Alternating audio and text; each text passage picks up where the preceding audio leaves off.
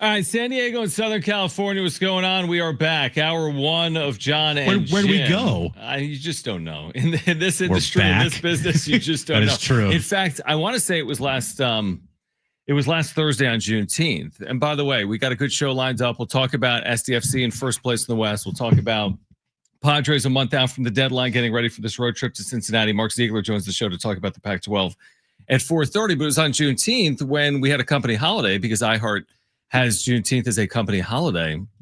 And we got some texts and we got some tweets and we got some people on social media saying, is everything all right? And we're like, what do you mean is everything all right? I mean, we're sitting at home like watching television. They're like, you're not on the air. We never know. That's the thing. So if you're off on a day that you don't realize is a holiday or just for whatever reason. It is interesting. It's like you take one day off in this business. If there's a day, and I think there's a day coming up in the future in July where we're both off. There is. On July 11th. We're both off. And by the way, Mary has me off on that Monday, which I'm happy to take off, but I'm not leaving until Tuesday. Okay. That week. That's a whole nother conversation. But okay, so we're both off that Friday. Oh, so you're going to join me on Monday? Yeah, I'll join you on Monday because Kristen's working Monday. And I'd rather have the vacation day when I'm actually using it for vacation than just have a Monday vacation day and be in San Diego, I think. So that shortens your week. I mean, it makes it easier for you. It makes it easier for everybody involved. Yeah, because then we'll be together Monday. You'll do solo shows Tuesday, Wednesday, Thursday. Then you're off Friday, and it's the best. We're both off. Why are we always both off? They could just air whatever else. Well, don't say that because they might actually. That's the issue. Then we're gone. But that Friday, I guarantee people are going to say, "What happened to Jon and Jim?" Yeah, probably. Right? Like it finally happened. Yep. After all those years, after 3.5 years, Jim it finally happened. Said something and they just pulled the plug like that. Happened. All right. So Padres win yesterday. We talked about it at length. We heard from Mike Schilt. We heard from Manny Machado post-game yesterday coming up.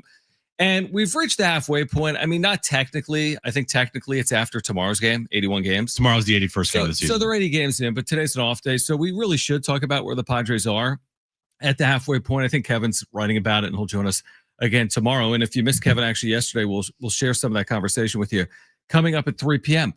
I feel as if the way we've talked about them, Jim, the way we talk about the Padres, I feel as if we're talking about them like they're a C grade.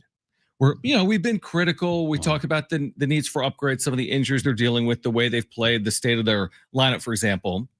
But they're 8 games over 500, which is pretty good. They're in roughly playoff position. I didn't look last night. They were a half game out in the afternoon. So they're, tied for the last playoff spot or maybe a half game out, right? Take a look at that real quick. We should know that heading into the show. They are right now, Jon. It looks like they are a half game out. Yeah, they are a half game out. Okay. So what I was going to say is I feel like we talk about them like I would give them a C grade, but in actuality, when you look at it in totality, maybe it's like a B, maybe B minus because they are a half game out, but there's so many games to play.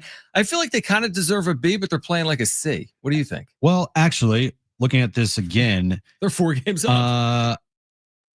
No, they're actually in the postseason right now. If the season ended today, but it'd be a mess because the Mets and Philadelphia Phillies, they are tied in the National League East. So one of them is a wild card team. Then Milwaukee's in the wild card picture, and then San Diego and the Giants right now are tied, but the Giants are losing right now to the Marlins on the verge of getting swept. Actually, just kidding, they're tied with the Marlins, but still, they could get swept in that series. So the point is they're tied for the last wild card spot or a half game up or half game out. I think. I think so. Well, that's the thing. So they're 44 and 36. So is that what grade is that just from a team perspective halfway through the year? If I were to give them a grade right now, I'd give them a solid B. Solid B. A solid, firm B. Not a B minus, not a B plus on the verge of an A. Mm-hmm. I'd give them a solid B, like an 85 out of 100. Yeah, it's a solid B. Solid B. I think where they're at right now compared to where they were at last year, much better.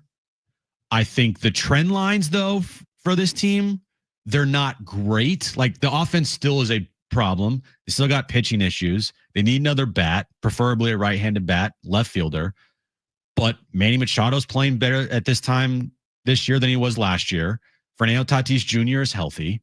Mm-hmm. And they have a better record overall than they did last year as well. They're 8 games over 500. This time last year, they were only 2. I used an analogy with you like a week or two ago and you didn't understand it. I'll use it again because I don't know if you guys had this in school or not. It's not even an analogy. What do we got? When I was in school, at least in high school, I would get quarter grades. Did you guys get grades by the quarter? Yes.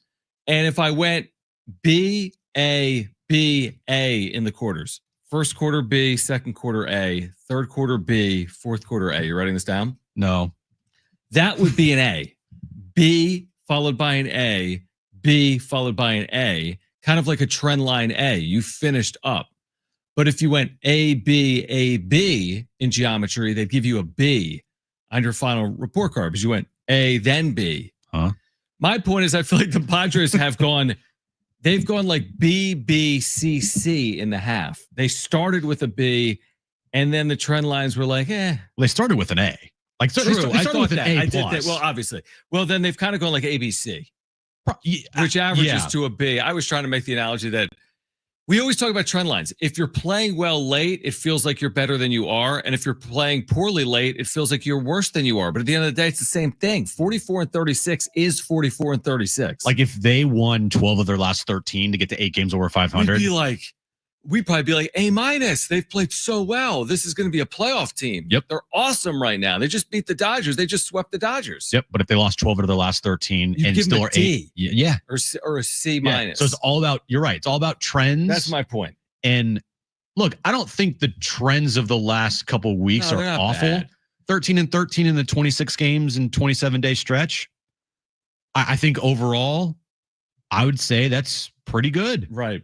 It's not the worst thing in the world. It's not the best in the world. It is as average as you get, but you didn't lose any ground as far as your record goes. You started the stretch 8 games over. You ended the stretch 8 games over.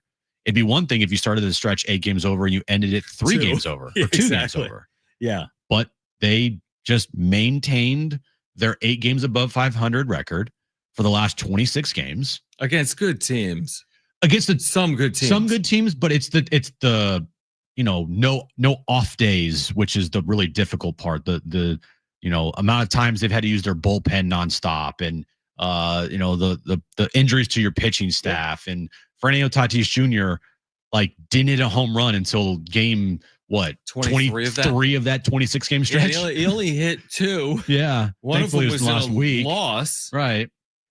Yeah. Okay. I'm with you. I'm firm because I was going to say C, but your argument, I'm going to agree with you. I think it's a B. I think it's a firm B. I think listen to it this way. You multiply this out, which we always do in baseball, and they still have 1 game remaining in the half. Mm-hmm. So let's split the difference. 44 times 2 is 88. Yeah. Give them 1 more win over the other 2 games.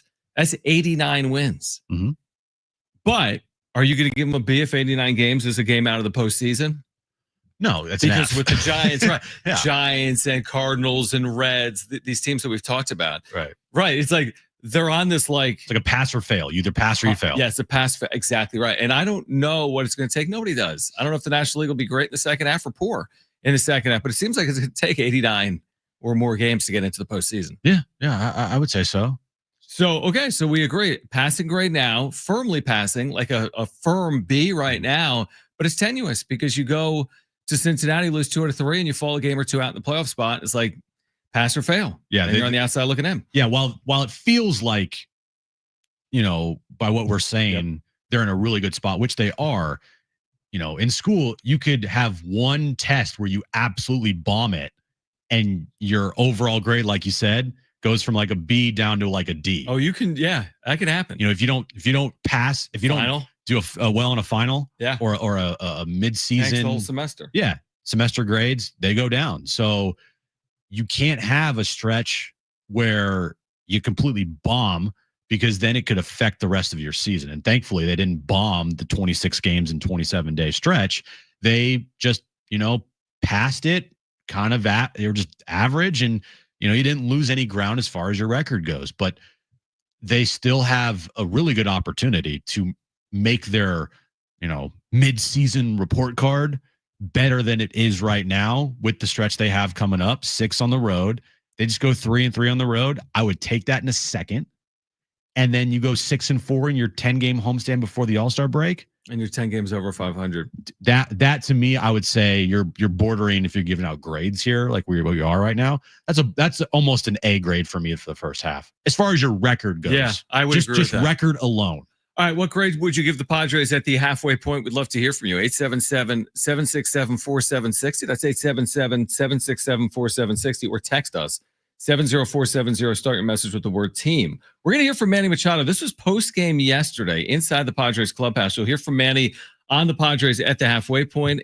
And how about last night for SDFC in Vancouver in the West, taking over sole possession of first place in the Western Conference? An amazing story playing out in Major League Soccer, but really just in professional sports in America right here in our backyard. So we'll get into that later this hour as well. If you missed Kevin Acee yesterday, you'll hear that conversation at 3. Mark Zeigler on the Aztecs in the Pac-12 at 4:30. We're just getting started. Jon and Jim, San Diego Sports 760, live on the iHeart Radio app.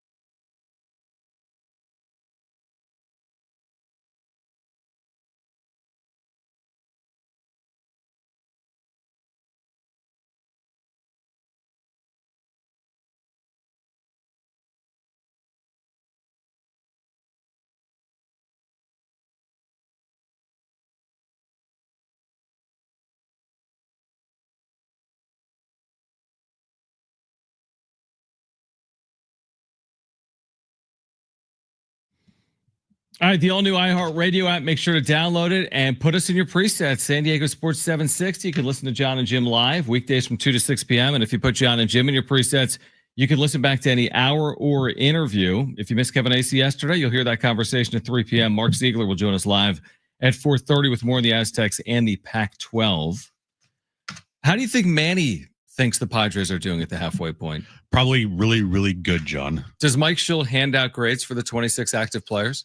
I bet he hands out like gold stars, in school, and like you kindergarten. You got like a gold star because we're doing something well. Yeah, you're like, ooh, I got a gold star today. You know who got a gold star yesterday? Tyler Wade and Luis Ariz. But Tyler Wade scoring the only run in the game. He probably got the biggest star. So did Nick Pivetta. Yeah, but it's Tyler Wade. But still, his teacher's pet. That's true. You know what I mean? He probably hoards all the gold stars. He's like, can I get a gold star today, Mike, for just being your favorite? Seriously. He probably has like literal pat on the backs that he gives out with like a little paper hand. All right. So Manny Machado spoke about the team's play yesterday after the game. This starts with him being asked about making the next round of voting for the All-Star game. Take a listen. I mean, just, being recognized by the fans. I mean, that's an amazing compliment, and for them to go out there and spend their time voting for us and recognizing what we're doing on the field is special. So, anytime you're selected for that, it's always special. Today, 7 innings, 10 strikeouts. How fun was that? Yeah, man, it was awesome. It was awesome watching him pitch. I mean, I just love watching him pitch. With the energy he brings every single time, whether he's doing well or not. He's giving us an opportunity to go out there, and obviously today was a tremendous job. Us giving him one run lead and him taking it into the 7 and handing it off to two of our best arms in the bullpen. So it was fun to watch. You finished 26 games in 27 days, 13-13. Yeah, I'm exhausted. I'm exhausted. I'm ready for the half day tomorrow. For those of us who don't know, how would you describe the physical toll of a stretch like this? I don't know. I mean, it's just exhausting. It's a lot. It's tough. Not only what you do, but the competition we played. We played some really good teams, and it was mentally draining as much as it was physically.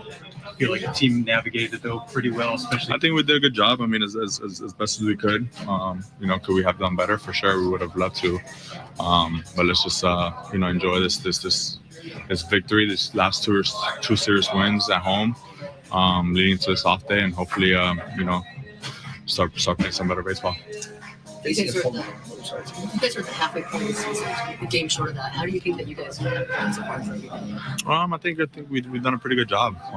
With the injuries we've had, guys coming up, stepping up, staying in flow. It's been a pretty decent first half. So just continue playing baseball like that, keep growing from it. Hopefully we get some guys coming back here pretty soon. But until then, it's just keep playing the baseball we have. I feel like every month we're going to talk about a new milestone. What does it mean to do all the work that you put in to be just short of 2,000 hits? I mean, it's fun. It's fun, just hearing those numbers. I mean, they're racking up, so it's pretty amazing. It's pretty hard to get one hit in the big leagues, and let alone reaching some pretty historical numbers. So it's pretty exciting. Do you think he hits 2,000 at home or on the road? He's 9 hits away. They're going on a 6-game road trip. I would hope it's on the road. Because that means he played well on the road? Yeah.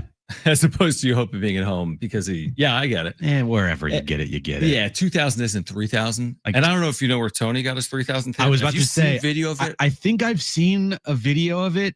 Hold on. Yeah. Is there video? There might. That's a good question. There is video. Is it Montreal? I think that's right. That's not even in the U.S. though. Is that possible? There's not even a team there. Is that allowed? There's not even a team. Right. The Expos don't even exist anymore. Yeah, he has 3,000 hits. If you watch Padres.tv, you've seen the moment. And you've also seen Jeremiah Estrada strike out 13 batters 7,000 times. You've also noticed the triple play to clinch a playoff spot. And you've also seen the hype video that they made 30,000 times. You've also seen the MLB network like, Cleveland Guardians are legit. Yeah. They're bullpen. Anyway, he's 9 hits shy of 2,000. He's hit 355 career. The Manny numbers are crazy. He'll be a 7-time All-Star once he makes the All-Star team. 7-time All-Star. The Manny numbers are really piling up. He's put together a very nice year. Now, he was 0 for yesterday. He's actually under 300. He was consistently over 300 for the last month. He's fallen to 298, but his 852 OPS is well above his career average. He's put together, a very good first half in a Padres uniform. And as you heard him say there, like he's exhausted. I'm sure the team's mentally exhausted. Yeah. Baseball's probably the most mentally taxing sport in all of major sports in the country because it's every day and you fail all the time. Even the off days, they go to Cincinnati. His off day is not with his family in San Diego. No. He's in Cincinnati, Ohio today. They travel to get there. Probably, I mean, I don't know what Manny does on his off days. I don't think a lot. But if it were me, man, that bed in the hotel, I'd be so there all with his day. Body, man. There's no way he's a guy at 32 that's a guy like, oh, let's go jet ski. I don't think Manny's off day in Ohio. Right. Now, some of these guys some of take advantage of the off days. Yeah. Some of them are younger. Some of them are able to do it or want. And maybe Manny does to some extent, but he's been able to stay on field by and large in his career. There's a reason because he knows how to treat his body. That's how you get to 3,000 hits. I mean, you got to be on the field. And you just hear him talk about the first half. You put yourself in position to be in position. That makes sense. Yeah. You put yourself in position to make a run, to hopefully get hot. I mean, right now you're looking at if they just stay the course, stay between 8 to 10 games above 500 for the rest of the year. All it really takes then is like 1 or 2 like hot weeks. And then you're golden. Mm-hmm. You're not looking for like, hey, we need to have a great month. You go 6-1 over a 7-game stretch, you really improve your stock right there. That alone could do it. It could be the difference. By the way, interesting kind of breaking MLB news that isn't overly relevant to our audience. But remember Wander Franco, he's been gone because of sexual abuse allegations. He's been convicted of sexual abuse in the Dominican for a 2-year sentence that's actually been suspended. He's not going to serve jail time, but he was convicted of being guilty for sexual abuse in the Dominican. Jeff Passan reporting that at this hour. This guy at one point was one of the top 10 prospects in baseball. He was putting together a very good career in his first 3 years. He has not been in the big leagues now for the last 2 or 3 years dealing with this. And then Jeff went on to say that even though he's not going to serve a prison sentence, it's unlikely he could return to Major League Baseball. There's no chance. I mean, there's no chance Wander Franco is coming back to Major League Baseball. I just found this story interesting. I'd kind of forgotten about this. Yeah. Wander Franco, again, convicted convicted of sexual abuse. And then Jeff Passan just tweeting moments ago, the mother of the victim in the Wander Franco case was found guilty of sexually trafficking her daughter and sentenced to 10 years in prison. While Wander Franco had his prison sentence suspended. So the mother of the whole thing, the mother of the victim's getting 10 years, but Wander Franco's not even going to jail. So I don't know the particulars of the case. I just know it's a bizarre one, and I don't think we're ever going to see Wander Franco again. She was 14 years old when he was 21. Yeah. And you're not going to see him again in the major leagues because of that. No. All right. On the other side, the SDFC story continues to get better. They win at Vancouver. We'll talk about that 4-goal match for someone that was on the show with us actually just a couple of weeks ago. Plus, we'll get into the NBA draft. And Kevin Acee, if you missed it yesterday, you'll hear from Kevin Acee coming up at 3 p.m. This is Jon and Jim, San Diego Sports 760 live on the iHeart Radio app.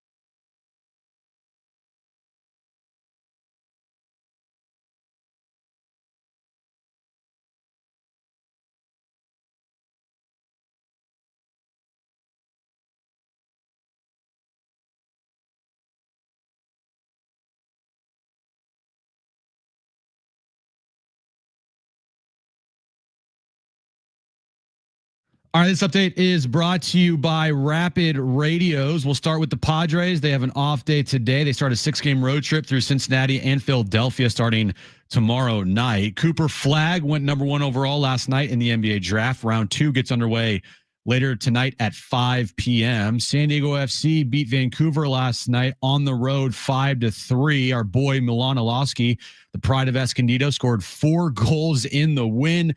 SDFC now sits atop the Western Conference. Next up, they'll take on Dallas this Saturday at 5:30. That game can be heard right here on San Diego Sports 760. Rapid Radios are instant push-to-talk walkie-talkies offering national LTE coverage and no subscription ever. Business owners can keep in touch with up to 200 staff members at one time. Go to rapidradios.com now for up to 60% off and free shipping. All right, Kevin Acey, if you missed him yesterday, you'll hear it at 3 p.m. Mark Zeigler at 4:30.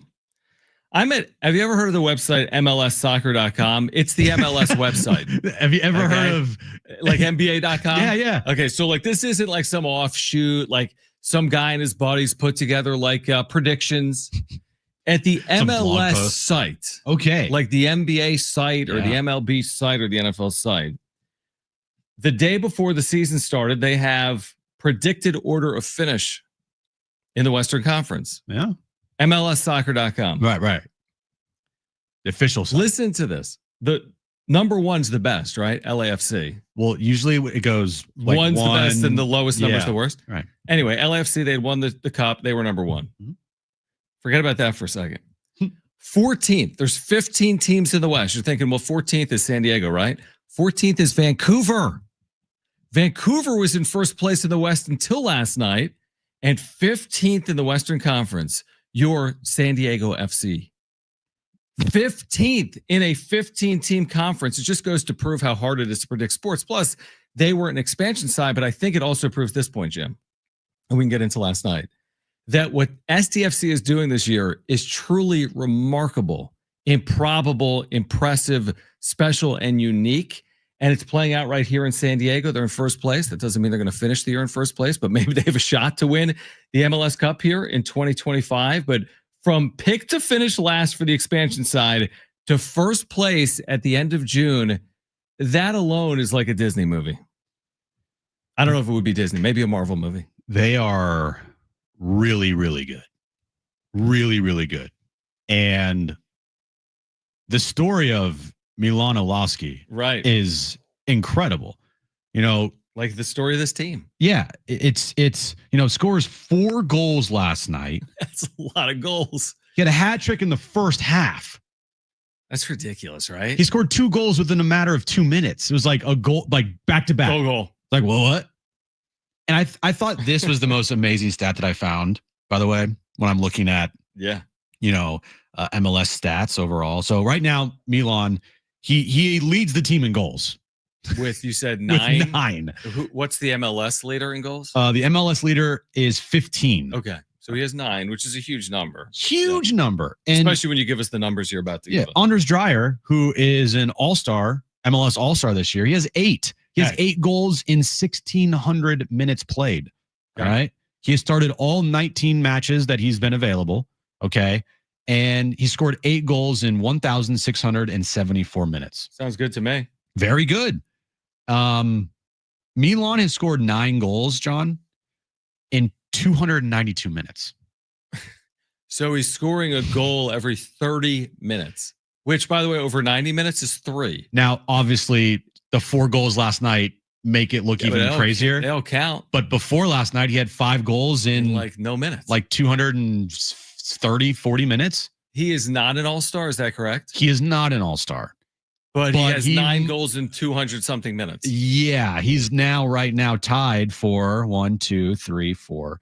He's tied for 5th in MLS in goals scored. But this is kind of like if you said, okay, this would be like if you said Tatis had 15 home runs and he did it in 80 games. And then you said, well, look at Merrill. He's got 15 home runs. He's done it in 40 games. Like that's a huge part of the story is that he's done it in such limited opportunities. He's come off the bench for this team. He's had limited minutes overall for this team. And he's become one of the best players in Major League Soccer. I wouldn't say the best scorers. I think one of the better stories in Major League Soccer. Absolutely. because he uprooted his life, got the call from SDFC, knowing it's his hometown, decides to take a chance. It's not guaranteed. Comes to San Diego, is a part of an MLS expansion team.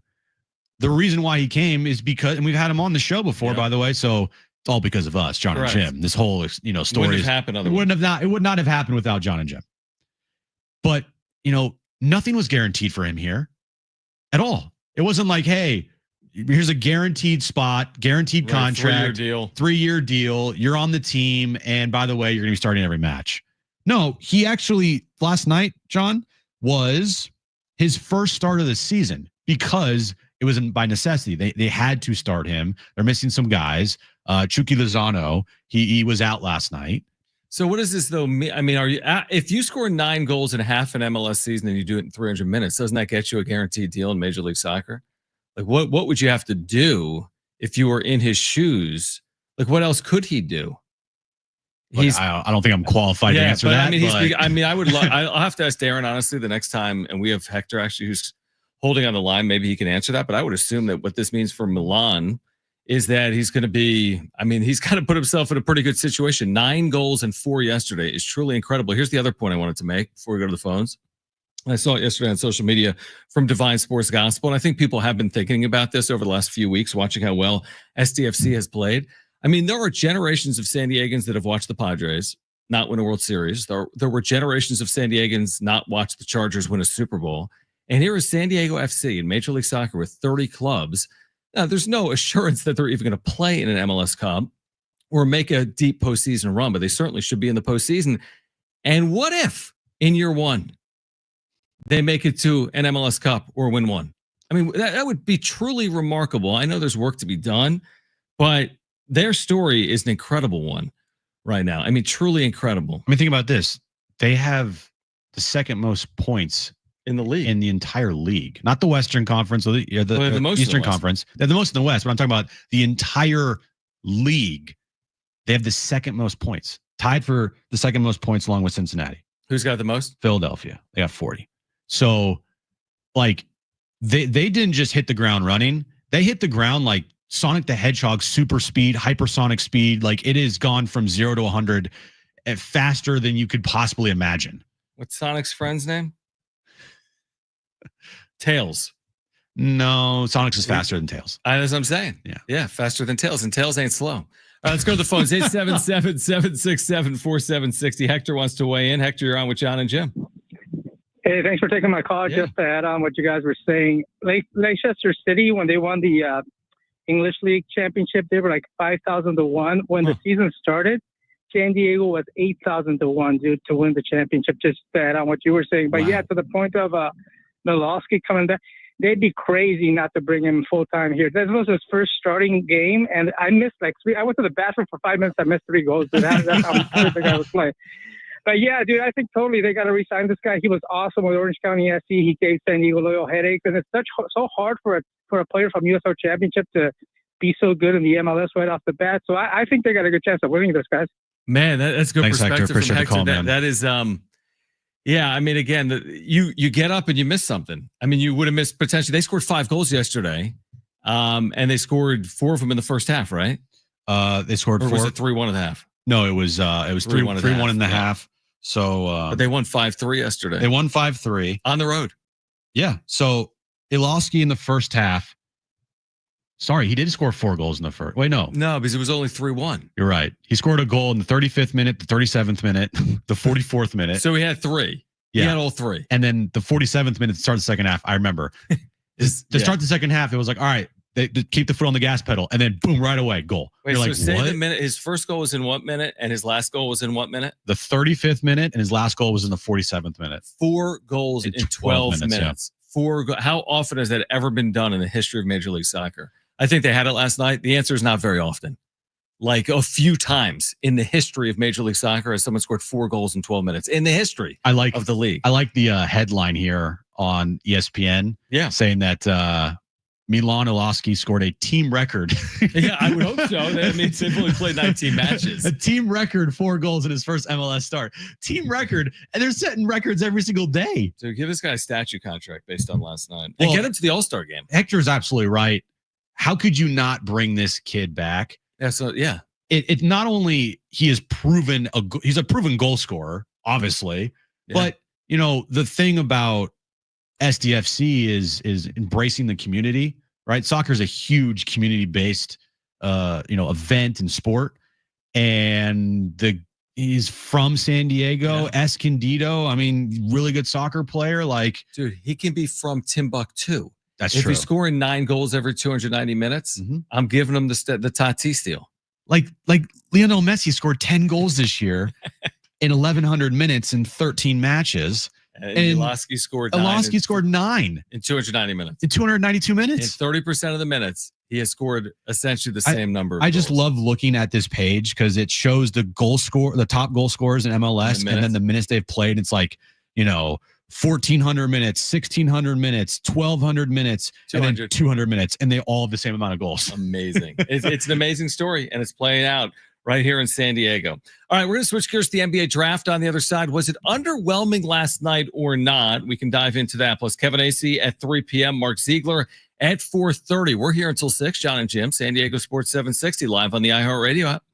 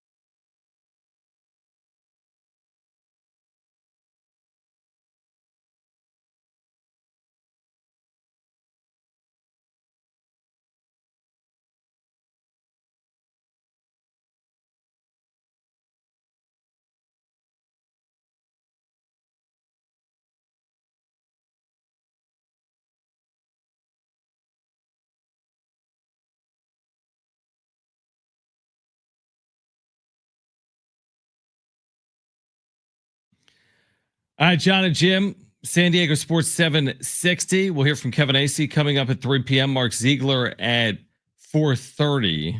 I do want to get into the NBA draft, but I'm going to ask you a question. Maybe you've seen the story, maybe you haven't. Don't look at my computer. Not that you are. Okay. Because I want to make a point here for a second, and I'm trying to make the point myself. All right. You saw Caitlin Clark is out tonight? I did. Second time she's been out. Just hamstring. Is that what it was? Or groin? I think it's groin. Okay. So she's out. Have you seen what she's been doing in the WNBA? Like stats? Yeah. Yeah. And what has she been doing? She's been amazing at home, and she's been kind of very bad on the road. Okay, it's interesting. You're right. Their last 3 games have been on the road. So in her last 3 games, she is 1 for 23 from 3. Now, those are on the road, correct? All of them are on the road. They're all in succession. She's 1 for 23 for the season. She's shooting 25% from 3. And at home, I think she's like 22 for like 40 or something at home. Yes, she's right. So she has really struggled on the road. It's interesting you realize that. But she's shooting 29% from 3 for the year. From the floor, she's shooting 39%. Now she's missed multiple games due to injury. She's 1 for her last 23 from 3. And again, they're giving her the night off tonight to deal with this groin injury. Do you think all the basketball that she's played the last couple of years are catching up to her? I don't know. Or is it health? And I was going to say, does it have any? I would say Clark playing but not being impactful is way better for the league than her not playing. As in, they just need her out there. The ratings dictate that, right? If she played tonight and went 0 for 7 from 3, then the numbers would be better than if she didn't play. Yeah, but she also has to be good. She's going to have to be better than that. I can't believe she's 1 for her last 23 from 3. I think she'll be okay. Yeah, I'm sure. I think the injuries are affecting her. Yeah. Also, she is literally carrying a league on her back. Oh yeah, she is, and she's also been dealing with crazy physicality. We've talked about that a little bit. Yep. Without Caitlin Clark, the WNBA, I'm sorry, it's just nowhere near not really relevant. And that's why I'm saying what's interesting is she can go 1 for 23 from 3 over 3 games, but people watch. If she's out, you're not getting near the level of interest than her playing, even if she isn't performing. And there are some amazing women basketball players for sure. Yeah, absolutely. But what she does is she drives the eyeballs to the product and helps promote all the amazing women basketball players in the league that aren't driving eyeballs to their product. Yeah.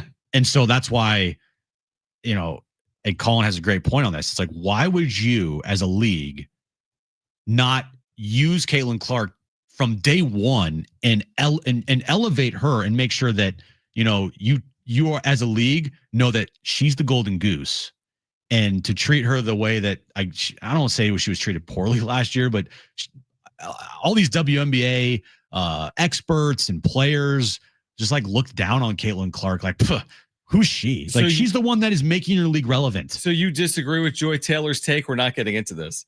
That she credits Angel Reese's viral moment in the LSU championship run for Caitlin Clark's stardom. You would disagree with Joy Taylor's take? I think Joy Taylor needs to worry about other things in her life than talking about Caitlin Clark. Okay, let's touch on the NBA draft, not the WNBA draft. Cooper Flagg, we were on the air. He goes number 1 as expected. Dylan Harper, Ron Harper's son, goes number 2 to the Spurs as expected. We watched this whole thing play out. I turned it on when I got home. I saw someone that played in the Mountain West last year, a very good player that's played San Diego State a number of times, Nick Clifford, go to the Kings, even though he was wearing an Oklahoma City Thunder hat. You heard the Scott Van Pelt rant about, like, why can't we get the hats right? I completely agree with that, by the way. It's a lifetime moment, and all the hats are wrong because everyone's traded. Yeah. What did you think of round 1 of the NBA draft? Did it live up to the hype? Well, I really enjoyed the Blazers picking Colin Cowherd. That was funny. That was one of my favorite picks of the night. Did you miss that, Brent? So Malika Andrews misspoke. I think it was Cedric Cowherd. Cedric Cowherd. He played at Washington State. Yeah, Cedric Cowherd got drafted by the Blazers, and she misspoke, and she said Colin Cowherd. And so everyone's like, wait, huh? Colin? And even Colin on Twitter was like, I must have really impressed the Blazers front office. Yeah, a little old to go in the first round. But what everybody's talking about after the first round of the NBA draft, which I didn't pay much attention to because after Cooper Flagg, it kind of was like, to me, blah, right? I, if the Warriors aren't drafting the top 10, for me personally, I'm kind of out. But the biggest, I guess, rage-filled moment from last night was what the New Orleans Pelicans did. And what they did was they traded up 10 picks to number 13, I want to say. 13. Okay. To take whom? Do we know? Doesn't even matter. The Atlanta Hawks, they traded the number 13 pick in the NBA draft to the Pelicans for the number 23 pick and an unprotected 2026 first round pick. So that could be because it's unprotected and because you're the Pelicans, that could be like the number 1 pick because of the lottery. That's why everyone's freaking out. You're the Pelicans. You're in the Western Conference. You're not going to be good. So you've given up potentially a very high pick. Yeah, you potentially have given up a number 1 overall pick. Well, I know what they did do is they gave up a pick higher than 13 because they traded to 13 to give up a pick higher than 13. Think about that. Because there's no way they're picking lower than 13 next year because they're not going to make it to the postseason. So they traded to 13 to give up a pick higher than 13. I like this from Tom Habistro. The Pelicans traded for Jordan Poole, and they sent away maybe the 2026 number 1 pick in the draft so they can move up 10 slots to number 13. Yeah, that's really interesting. That's an interesting strategy. You're right. Because the Pelicans, I mean, you're not going to be in the postseason. Good job, Joe Juvars. Yeah, it's an interesting. But other than that, from like if you are like Mr. NBA or Mrs. NBA draft last night, you're freaking out about that. But there's really nothing else in the draft in the first round that I took away that I was like, whoa, because there was no big trades. There were no, like this was a big trade, but it was just for draft picks for a potential of the number 1 overall pick next year. Yeah, like I expected fireworks. I expected some crazy big trade involving NBA players. And yeah, I'm with you.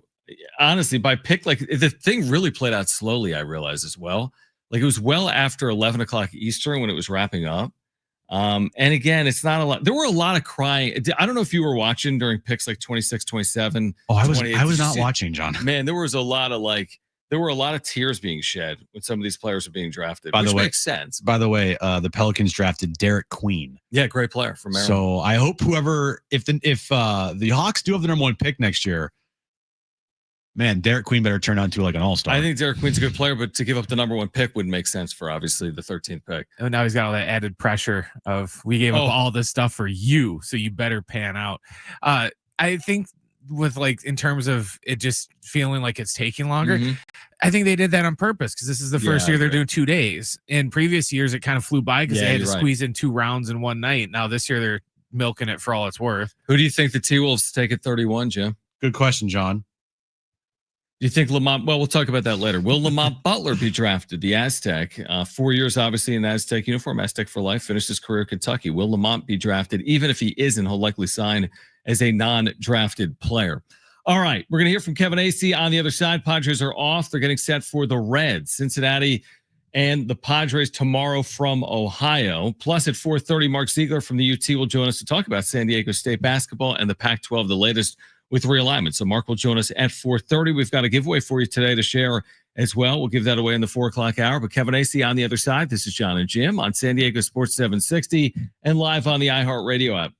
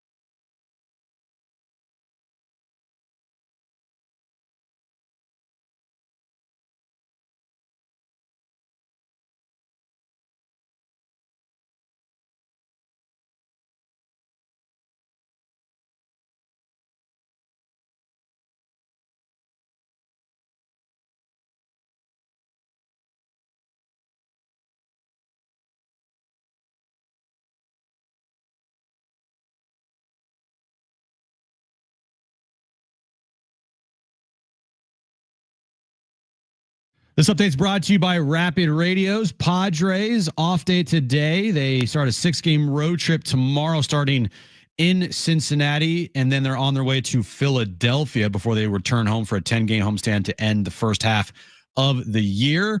NBA draft last night. Cooper Flagg went number 1 overall to the Dallas Mavericks. Round 2 gets underway later today at 5 p.m. San Diego FC, they beat Vancouver last night on the road 5-3. Our boy Milanochi scored 4 goals in the win, 4 goals in a 12-minute span. SDFC now sits atop the Western Conference in first place. Next up, they take on Dallas this Saturday at 5:30. Of course, you can listen to that match right here on San Diego Sports 760. Rapid Radios are instant push-to-talk walkie-talkies offering national LTE coverage and no subscription ever. Business owners can keep in touch with up to 200 staff members at one time. Go to rapidradios.com now for up to 60% off and free shipping.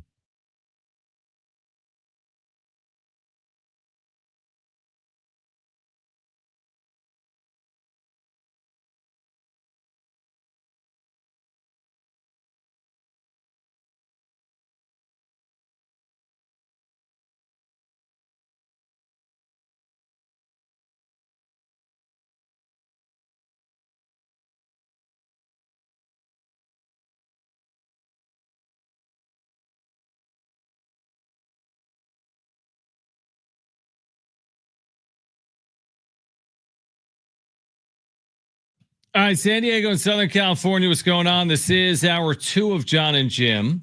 And coming up in about an hour and a half, Mark Zeigler will join the show from the Union-Tribune. We'll talk about San Diego State hoops. We'll get into Pac-12 realignment as well. He's been writing about both, and he will join us coming up at 4:30. In the 4 o'clock hour, we also have tickets to give away to see Billy Idol.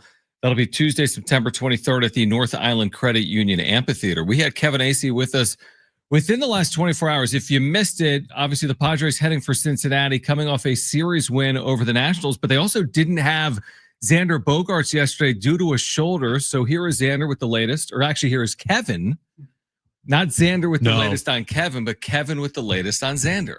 Yeah, it's kind of being described as, and look, it kind of, when I saw him last night, it's what it looked like. I wasn't able to get him last night. He was in the trainer's room for a long time. Like, that looks like something that could, aggravate what happened in San Francisco, which he says isn't like, it's obviously he's had the imaging and then it's not a break, or I can't remember if he's had the imaging actually, but it's not a break.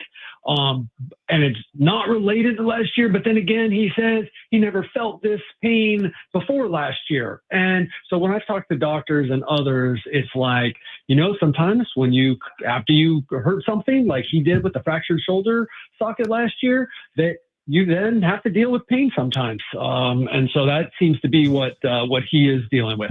Just brutal timing on his part. Started to finally play well, and if this keeps him out for an extended stretch, just brutal for him. Kevin, won 4 of their last 5. The 26 games in 27-day stretch, 13-13. Didn't lose any ground. 8 games above 500 now. How would you describe, I guess, their first half of the season so far? Because the first half officially is on Friday, or end of the first half, I guess. Right. Yes. It's funny. I'm trying to figure that out since obviously I'm going to do a story kind of talking about that. And it's like, it's very difficult to be too down on them because did they get back to 7 games over today? I think it's 8. I think it's 8. Yeah, we think they're, what are they? Okay. I think it's 42 and, okay. Oh, is I don't it? know, whatever the math is. 44 and 36? 44 and 36. Yeah. Yeah. So it's hard to be too down on them, especially if you look at last year's 93-win team, which was not anywhere near this good. They might have been 1 over or 500 right now. But it's been disappointing because of how they started. But then again, they were without Merrill for a long time. They have had other small injuries. Tatis here, a rise there. Guys haven't performed up to expectations. Michael King's now been out for going on? It's over a month now. Haven't had Yu Darvish yet. It's kind of amazing that they are where they're at. So honestly, this team is an enigma, and I guess that's okay when you're halfway through the season and you have the trade deadline ahead. Yeah, I think that's well said. Kevin Acee is with us right now, our Padres insider. Well, they didn't change the lineup for such a significant period of time, and now they've changed it a few times, including once again here today. Just in general, what do you make of them, reshuffling? It hasn't necessarily worked, but they've certainly been reshuffling over the last week. As much as anything, I think this might be about Tatis and giving him a different look in the lineup. This one here. Because, okay, move Tatis or move the other guys up one, move Merrill, I guess, back to third, but move, second, third, whatever for Manny, move Arise to first where he's been for most of his career. Moving Tatis from first to fourth is kind of big. And I felt like, Mike mentioned it and the way that he said it, I don't know. Maybe I'm bringing my own bias into it because that's what I thought it was when I first saw it. I said, this is about Tatis. Got to give him a different look. Maybe some guys on base, though he hasn't really come through there anyway. But, maybe see some pitches from other good hitters in front of him. Honestly, this is where I'm at. They would have said before the season, and Mike Schilt probably did, hey, we could put the names in a hat, pick them out, and make our lineup. And they would have meant it like, these guys are so good and we're so deep that, wherever they bat doesn't matter. Well, I'm saying the same thing now, but I'm saying it because they're not doing well. Like, who cares? Somebody get a freaking hit. Because it certainly didn't shape up today, except Luis Arise got 3 of them. Of course, he leads the league in 3-hit games. So that's not because he was batting first. But fortunately for them, he was the guy that was up when Tyler Wade was on second base, or third base, I should say, because he drove in the game's only run. Do you envision this being the lineup going forward? It's such up in the air right now. Schilt said he liked that one. Just yesterday, Schilt said he liked that one, and he wasn't going to change it. Right. So, look, Schilt is given more freedom to manage this team than most managers in the game. And I know that's counter to what some people think of AJ Preller, but I also know that it is done in concert, the decisions they make. I don't know what came up or what has been discussed over the last few days, but it is interesting that Schilt has done it twice here in the last 4 days. And then that just yesterday said, now I know that a lot of the stuff he says, he just says it to say it, to get us off his back. But he just said yesterday that he liked this one and he was going to stick with it. And then boom, we show up today and it's a completely different. It's a bigger shakeup, I think. And so I have no idea, man, but I do think he sticks with this for a while, based on what I think the reason was, and that is to give Tatis a different look. Tatis saw 8 pitches yesterday. He had two or three one-pitch at bats. It just wasn't working, and I've been feeling that for a couple of weeks. But I also see the wisdom of him being at the top spot. So I kind of, for one, was sort of happy. I don't know how you guys feel, but I was sort of happy to see it because the other one wasn't working. Yeah, I'd like to see more, I guess, run production, which again is hard when you're leading off. So this will give them that opportunity. Here's my question for you. We tossed this around a little bit yesterday. Kevin Acey's with us. If we just double Tatis's numbers, what will you write or how will you feel at the end of the year? If he's 806 on base plus slugging, he would have 30 home runs. He would have 74 RBIs. Again, that's not a big part of it because he's been leading off. He would have 32 stolen bases. So he'd hit 261. His 351 on base is impressive for his 261 average. Obviously, he's walked a ton. What will you write? What will you say? How would you remember 2025 if that's Fernando Tatis Jr.'s year? What's interesting about it is I'm vamping here because I don't have a solid answer for you, but I will tell you this. I wrote, when he stole that base today, I wrote down in my notes where I have my notes of what I'm going to put in my game story and moreover my newsletter and just kind of ideas for myself. And I wrote down Toddy 30-30. Yeah. Because it's that's crazy, man. Yeah.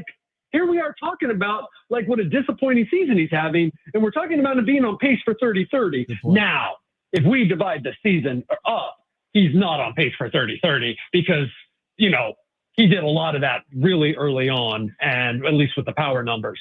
I would say it was disappointing, some of those numbers that you threw out. I would say it's a disappointing season for Fernando Tatis Jr. based on what we thought the Padres had and what was there at the first month of the season. But what I will say is we ought to start looking at this now in the context of the salary, right? And it's a huge number. But if this guy's a I don't know what you said, 822. If this guy's an 822 OPS guy for the rest of his career, I would argue with you the way that baseball economics work, that it still was a good contract for the Padres, because contracts just keep going up. And like, he's making 20 mil for an 822 OPS guy. I mean, that's kind of what it is. So now that might be two different conversations. Is he the statue guy? Right. Or is he, hey, yeah, he's pretty good for that contract? That might be just two different things. And he's played fantastic in right field, probably on his way to another Gold Glove out there as well. You mentioned today in your story that you posted earlier this morning that the Padres are still in search of more offensive catching help coming up to the deadline here. We've had this discussion here today, Kevin. If you had to rank where they might go in order, left field, catcher, pitching, how would you rank it? Left field / DH, right-handed hitter, and then catcher, and then maybe starting pitching. But like, who do they have left to get a starting pitcher? Is it depth, right? Like last year where they got lucky, they got Martin Perez to throw in as their number 5 or 6 starter, and they end up going 8-2 in his starts. That'd be a great move. But it's right-handed hitter, left fielder, sure, but like Gavin Sheets playing a lot better out there. And the number one thing I hear is right-handed hitter. And we've all just sort of assumed left fielder. And sure, that has been a focus, left field, but you might be shifting a little bit based on maybe what's available and go, hey, is it somebody that we could put a DH? And now we've got Gavin Sheets out in left field. I'm not saying that that's what they want to do for the rest of the season, is Gavin Sheets out in left field, but he's been playing there a lot and he looks noticeably better. And he might not be quote unquote good, but you know what? There's a lot of offensive left fielders that aren't good in left field. So what they really need is a right-handed bat. I'm starting to do the math here, Kevin, on you, Darvish, because he threw the sim today, right? 51 pitches, which sounds encouraging depending on how he feels. But you start doing the math, and we've been off on this before. I've played this game. Maybe there's a rehab 5 or 6 days from now, and then maybe there's a start in the major leagues or a second rehab. I mean, it doesn't sound like, just using basic math, that he would be all that far off from getting back to the major league, back to the mound. I think that's why he was pretty, he wasn't afraid to say, yeah, around the All-Star break. And I think that before the All-Star break makes a lot of sense. And yeah, it was obviously important to them for him to get that in today up there in Elsinore. And so that you would think that means that there's a schedule, right? And because I haven't heard what the next is at 5 or 6 days, but they obviously have that in mind.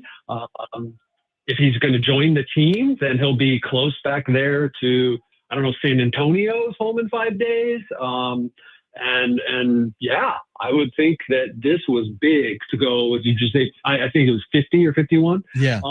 That's big. That's a big step. And that he's gone from 18 to 39 to 51.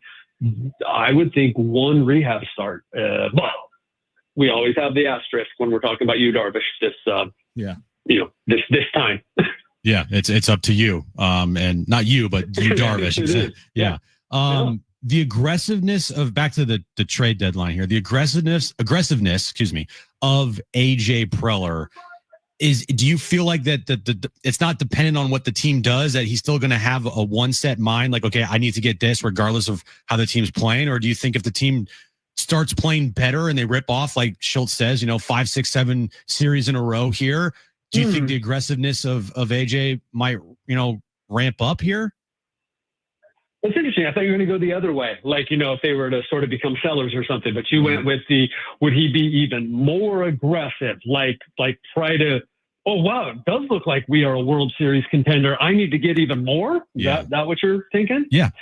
I don't think so, but again, I command every time I try to predict what he's going to do, I like, Kevin, why are you trying to predict what he's going to do? But the reason that I would say I don't think so is based on conversations with him and others about what they think they have, and that there is a certain reality that the players they have need to perform. And so if those guys are performing, well, it's like, okay, cool, we've already got that. And he's already going to be aggressive. So I don't think he's going to be more aggressive. Like, they need a right-handed hitter, and the reason he hasn't settled for one already is that he wants to see what the market looks like and get I don't know if you think the best that he can get. Someone can probably outbid them for the best, but like he wants to do as good as he can, get as much as he can for his offense. So I don't think it would get more based on them, like, going 5-1 on this trip, or, closing out, 17 games and maybe going 14-3 before the All-Star break. I don't think so, but that's a really intriguing question. And is it safe to say Salas and DeVries, those guys are probably untouchable unless something big comes along? They have to be. I have not asked that specific question in 2 or 3 weeks, but that has always been almost like that there was no reason to ask it. Again, this guy, Mackenzie Gore was supposedly untouchable. Right. By the time Abrams got traded, you knew he wasn't untouchable, but there was a time he was untouchable. So what I'm saying is, I think there have been 2 guys in the history of untouchable Padres prospects that were actually untouchable, and that was Tatis and Merrill. And I think, but yes, I think they're untouchable. Yeah, it would make sense, but we'll see. You never know. As they say, certainly they're going for it, but there's just certain realities, and there are people in charge alongside AJ or actually in charge that are saying, hey, how about we try to build our team a little from within since we've got all these big contracts. And so I think that contributes to the untouchableness. Yeah, untouchableness. I like that. There you go. I want to see that tomorrow in a notebook. Yeah. Kevin, we'll catch up with you from Cincinnati, Ohio. We appreciate you taking time as always. Yeah. All right, guys. See you. Thanks, Kevin. We appreciate it. Kevin Ace, your Padres Insider, brought to you by the all-new Jamul Casino Resort, the Players Place. On the other side, I want to hear from Jay Cronenworth. I do too. We'll hear from Jay Cronenworth on a variety of topics, including the Juan Soto trade. He entertained that. Plus, Mark Zeigler from the UT will join us at 4:30. We've got a giveaway for you today as well. It's Jon and Jim.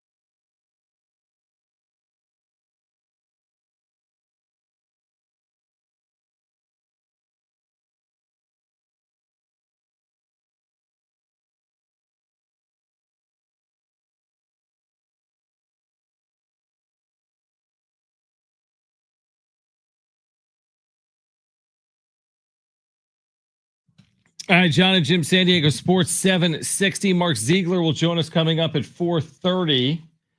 The iHeart Radio Music Festival is back. Live performances by John Fogerty, Mariah Carey, and more, September 19th and 20th. T-Mobile in Vegas, 2 nights, one stage. Buy tickets at axs.com. Get them now before they sell out. Jake Cronenworth. You know Jake. I do know Jake. Do you know Jake? Yeah, we know of him. So he commented on a couple of different things. We'll probably hear one right now and then another one in a handful of minutes. But let's start, I guess, with what he had to say about Mike Schilt, his manager. All right, this was post-game. No, it wasn't, John. This was elsewhere. This was pre-game. No, it wasn't, John. This was in-game with Jake Cronenworth. It was not in-game, John. It was on the Foul Territory podcast. If you this was today. You saw that he was a guest today on the Foul Territory podcast. I did not see that. Oh. So this was Jake Cronenworth in-game. This was on the Foul Territory podcast during his on at-bat. Mike Schilt. I want to know what's it like to play for a guy like Schilt. Yeah, I think the biggest thing I think is like his emphasis of, togetherness of the group. And he pairs that with the structure of our days. And, I think it shows like the way we play.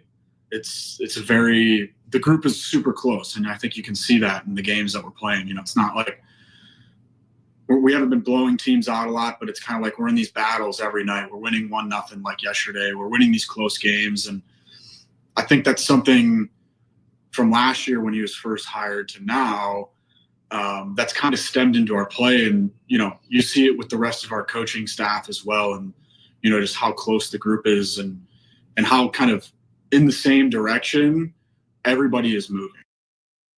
So he loves Mike Schilt. And for all the things that we talk about with Mike Schilt, like, oh, he's cringy and his post games are at times unlistenable. And it's like, sometimes just tell the truth, Mike, and all this stuff. Players buy into him. And at the end of the day, we've said it before, that's really all that matters is if the players buy into them. Because we've seen this team not buy into managers before in the past, and it's gone horribly for them. Can you, hold on though, Brent, can you replay the question and the first Cronenworth word he says? When he says, yeah. Listen how he says this. Does this scream love? I want to know what's it like to play for a guy like Schilt. Yeah, I think he's just gathering his thoughts. Yeah. I mean, I don't know if when I heard that, I wasn't like, hey, he's enamored with Mike Schilt. Well, so what'd you get from that? They don't like Mike Schilt? What's he going to say? But you took away from that they don't like Mike Schilt? No, not at all. But I didn't take away that he loves Mike Schilt. Yeah, I think. I mean, if you want to read into the first thing he says is like, well, they're not really, they're kind of faking it. I get what you're saying. No, it's not that they're faking it, but I wonder if they feel the same way we do at times. Probably. I don't know, but they also don't watch all of his press conferences pre and post. No, they don't listen to Mike more Schilt. Aware than we are even. Well, Mike Schilt to the media is probably completely different than when he is with the players, because to the media, it's a complete act that Mike Schilt puts on. And to the players, he's probably more real with them. Yeah, maybe. I think you just didn't listen to the whole thing. No, I heard it. I heard the whole thing. Play it again. Play it again. Is it because you said that the players, he loves Mike Schilt. So play it again. I want to know what's it like to play for a guy like Schilt. Yeah, I think the biggest thing I think is like his emphasis of, togetherness of the group. And he pairs that with the structure of our days. And, I think it shows like the way we play.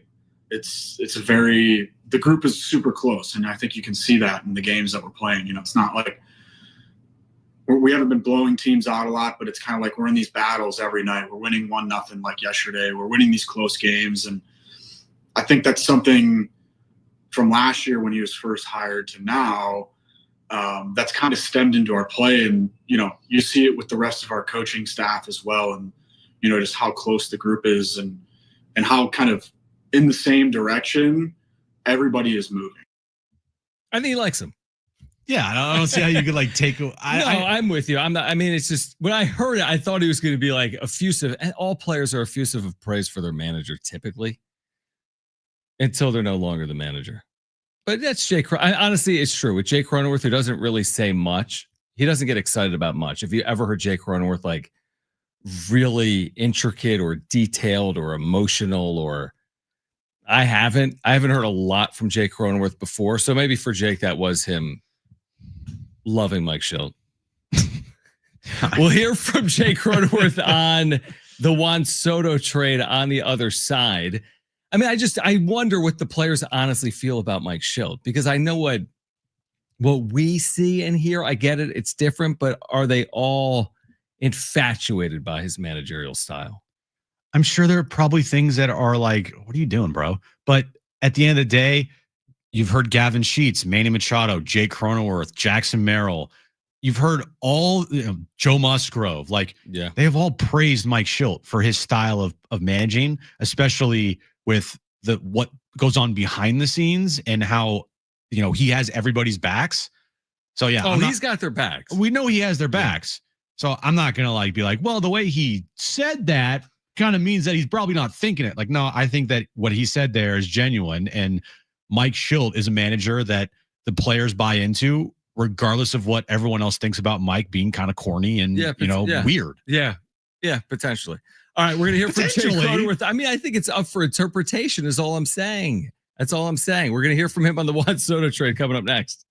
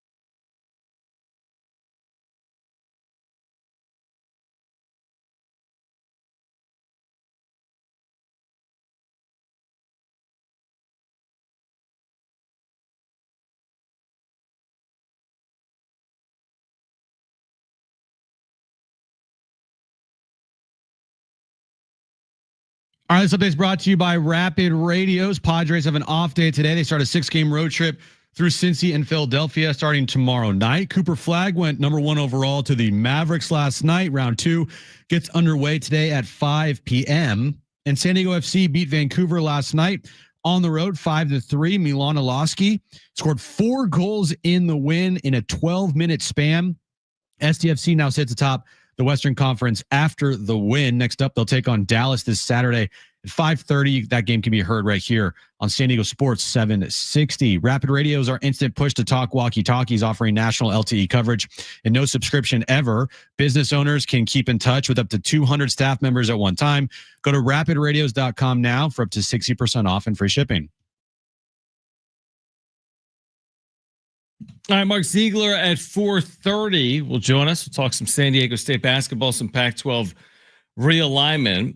Jay Cronenworth taking time on his off day to talk to Foul Territory earlier today. He talked about to say how much he loves Mike Schultz. To say he is enamored with. He's like, he actually, this is how I heard it went down. He emailed Foul Territory and asked if he could come on. They didn't even reach out for him. Right. He's like, I need to tell someone about Schilt. The togetherness that we have in the clubhouse. I need to talk to you guys. But what I really it. mean is I hate the guy. He hates him. At least he wasn't on Mookie's podcast. That is true. Thank you. Very good point. All right. Well, what I really want to know is what he thinks of the Juan Soto trade. I think any team back in 2022 when you could have got anybody was on the block for Juan Soto, like when you have a player of that caliber and you have the ability to get him as a GM, it's hard to say no. I mean, he'd been probably top 3 player in baseball since he had been in the league at the point. And it's like, man, we're getting a guy who's going to change this lineup from the minute he gets there. And you're not only getting him for, just after the trade deadline and he's hitting free agency the next year, you're getting for the next year as well. So it's like, you can say now, a few years down the road, like, oh yeah, the trade, this and that. But to your point, like, we got Michael King, we got Randy Vasquez, who's been incredible for us this year. Those pieces that we got, you look down the line, like we end up getting Dylan Cease, we end up getting these guys, and yes, the Nationals got 5 great players, and they're all probably going to have really good careers, and 3 of them are off to really great starts this year. It's hard to say, but I think the pieces we got in return are really, really good, and they've contributed for us in an awesome way. So how did you interpret that, John? He hates Vasquez. He hated the trade. He thinks Treller should be fired. Like, this guy's been awful. And by the way, did you also interpret that he hates Mike Schultz from that too? No, but his takeaway for the trade is he says it's going to go down as it's a great trade. Padres won the trade based on what Cronenworth said. He said exactly the right thing, which was, in the moment, how could you not trade for Juan Soto if you have an opportunity? But not just that. He also said the pieces we got for now. Vasquez, Cease, King. Now, again, not all those pieces will be here long term. True. That's the thing. It will be different. But he also says, say what you want about the trade now. But back then, yeah, how could you not make the how trade? Could you not make that trade? And that's, again, we're 2 days out from really this conversation being at its like peak, 3 days out. But, you hear that from Jake, and all the players, I'm sure, were in the clubhouse, hearing the rumors, talking to each other like, hey, bro, we have an opportunity to get Juan Soto. Do you think anyone in that clubhouse was like, you know what? But James Wood, guys. It wasn't even on a team. That's the thing. Like, think about the major league clubhouse. I mean, you add Juan Soto, you get rid of Eric Hosmer. Yeah. Like you added in a guy that was having a good year in Josh Bell with the Nationals, Brandon but you added in Juan Soto to a clubhouse of a team that I think at the time was either 12 or 13 games over 500. I agree with that perspective. That's the point I've made for 3 straight days. I'll continue to make it. James Wood will continue to hit home runs. His career is far from over. Mackenzie Gore will continue to be good, even though his record's 3-9. But I think the point remains that I'm not going to criticize AJ Preller. I would have done the exact same thing. Yeah. Every single day. I think a lot of people would do the exact same thing. I think everyone would have done the exact same thing, truthfully. If they were in his shoes, I think 99% of baseball people would have done the exact same thing. You can't dangle the carrot of, you have a greater chance to win a World Series this year. Would you take it or leave it? Right. And have that person not reach for the carrot. Yeah, and not just great. I think it was a much greater. Now, it is true. We think he's going to be here for 3 postseason runs. It ends up being 1, which was the problem. Crazy. Which is why the trade doesn't look near as good as it looked the day that they made it. Yep. Yeah, I mean, the day they made it, it looked like something that really had legs and could lead the Padres to a World Series. But it didn't work out that way. Let's just go back and say that he, the 2023 team does make the postseason, and they go to the NLDS. They get bumped in the NLDS, but they made the postseason in back-to-back years. Do you feel differently about it? Yeah, maybe. And then they also made it this year or the last year, even if they did trade him. So that would now be 3 straight years they're in. This year, a chance to get in. Maybe I'd feel differently.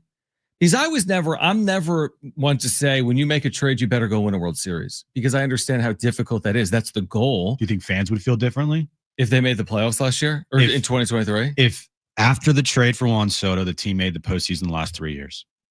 Yeah, I do. And things happen the same way where they trade Juan Soto after 2023. They get Michael King, Higashioka. Yeah. They trade for Cease. I think there's a general belief, and I'm not going to go die on some hill, or I'm not going to fight it, but I think there's a general belief among Padres fans that not only did Juan Soto not work out, that it's good riddance. And I don't think it's because of his play individually. I think it's because of the team's play probably in 2023. They basically blame him for the team's poor record, even though he individually succeeded. I've never aligned with that. That doesn't make sense to me. It's like saying shoeless Joe Jackson fixed a World Series when he hit 500. How do you hit 500 and not try to win? Juan Soto was their best player. It's not his fault they didn't win in 2023, but people hold him accountable for whatever reason. Now, when you do make, a lot of postseason appearances without the World Series trophy, then it becomes not this accomplishment that you can look back on and be like, man, at least we made the postseason. It becomes more frustrating over time, the more postseason appearances you have without a World Series. 100%. So, a lot of teams, they have different standards, right? If you're the Dodgers, it's World Series. They're not to be like, oh, at least we made the postseason this year. No, it's World Series. If you're the Tigers from last year, making the postseason, that was an amazing accomplishment. They celebrated that. And now they're literally one of the best teams in baseball this year. But the more postseasons you make consecutively without winning a World Series, the later you get into that run of postseasons, you get more and more frustrated if you don't win. So it's like, if you made it 3 years in a row, that's great. But the frustration level now, I think, would be much higher as a fan base, because it's like, all right, guys, how are we getting over this hump? We've made the postseason the last 3 years, and everything that happened with Juan Soto and traded him, blah, blah, blah. When are we going to get over that hump? Postseason becomes not enough. The extreme example is Atlanta. They went 15 straight years. They won 1 World Series. Now, how do Braves fans view that? That's a great question. Now, they got the second way later here within the last 5 years, where they got another. But that generation of Braves fans, which is 15 consecutive years, not only were they in the postseason, they were regarded as one of the best teams, kind of like the Dodgers, one of the best teams over that 15-year run. However, they won it year 5. They made it 91. They won it 95. They had 10 more postseason appearances in a row. It was harder, by the way, to make the postseason then. This was a ridiculous accomplishment. They only won 1, but I still think it's such a different story from San Diego because of the 1. 1 is so significant when you have 0. And if someone told me right now they get 1 and they make it 10 straight years, but they only get 1, I'm taking that 1 every single day of the week. Of course you are, but then you have to say at the end of that run, do you think Braves fans were frustrated, or were they like, well, at least we got 1? Yeah, frustrated. I mean, there was meat on the bone. But they got 1. Imagine if they got 0. I know, it'd be even worse. We talked about this the other day. The Aaron Rodgers, they won 1 Super Bowl, right? And how many postseason consecutively did he make after that? A bunch. Ton. And MVPs, and they didn't even sniff the Super Bowl after that. Right. And I would say a lot of Packers fans feel disappointed. Yeah, it's a good way to look at it. I hope we get to see a day where we can start having those conversations, which is the post-championship conversations, which is now where does the story go from here? Well, it's always the conversation. It was like, would you take, 10 postseason runs in a row consecutively? Yep. Or would you have that 1 World Series in 10 years, but, 8 of the rest of the seasons, your team sucks? Or then there's Atlanta, which is like, you have one World Series and you have 15 other postseasons, but you don't win. Shoot, the Dodgers have been a little bit of that franchise over the last 15 years. The New York Yankees have been a little bit of that franchise the last 15 years. Yeah, last year was the first, legitimate World Series for the Dodgers since '88. It's a long time. And they won the postseason how many times from '88 on? Right. I would say a good amount. Exactly. All right. The news cycle continues with Pac-12 rumors. We have the latest on the other side. The second round of the NBA draft gets underway in 1 hour. We'll get to the wrap at 4 p.m. and Mark Zeigler from the UT will join us coming up at 4:30. So there's a lot to get to. We're here until 6. We've got a giveaway in the 4 o'clock hour as well. So it's Jon and Jim, San Diego Sports 760, and live on the iHeart Radio app.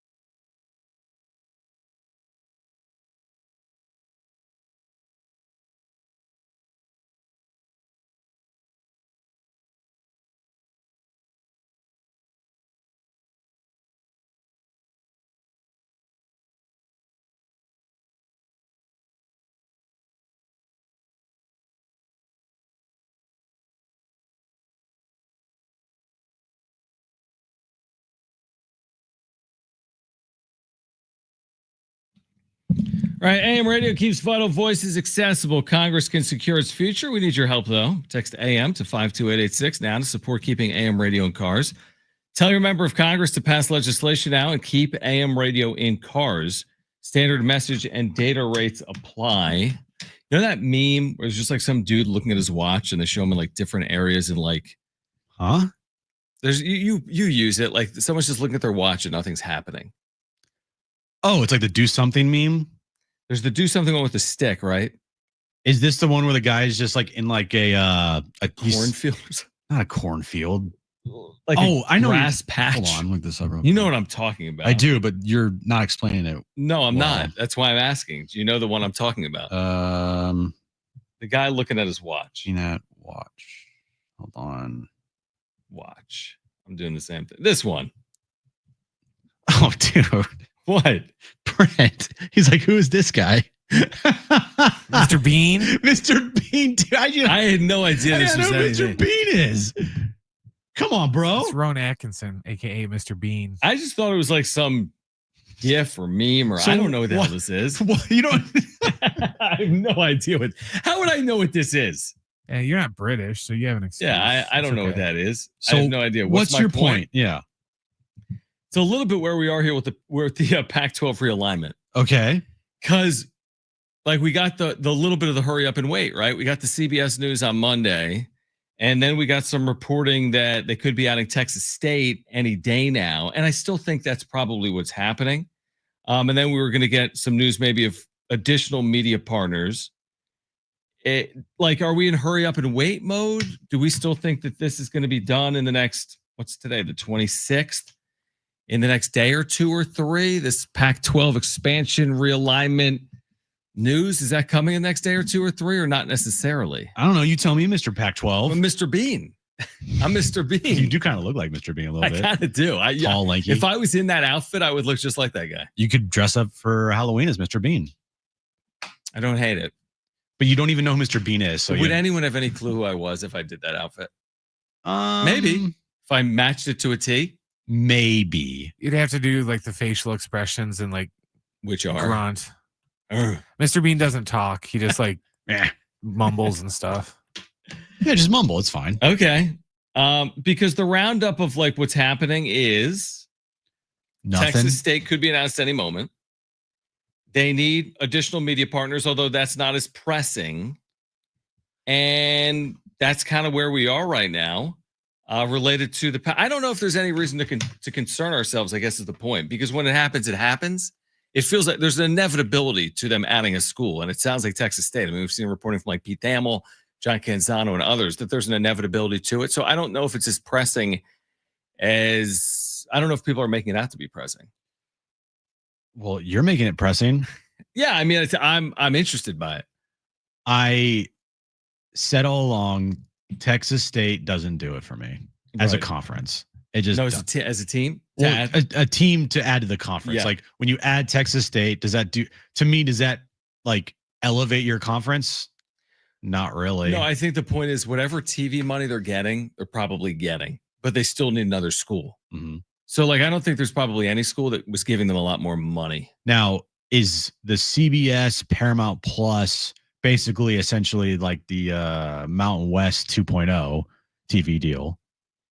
Because that's what they're doing is the Mountain West Conference is on CBS Sportsnet Plus or CBS Sports Network and some games on CBS, right? And so now it's just going to be Pac-12 games, but here's how I would look Mountain West schools. Well, here's the thing: the Mountain West, though, are they going to be doing business with CBS? Because the leftovers, I would assume, wouldn't be, but I don't have an answer. But what if they also, are? What was wrong?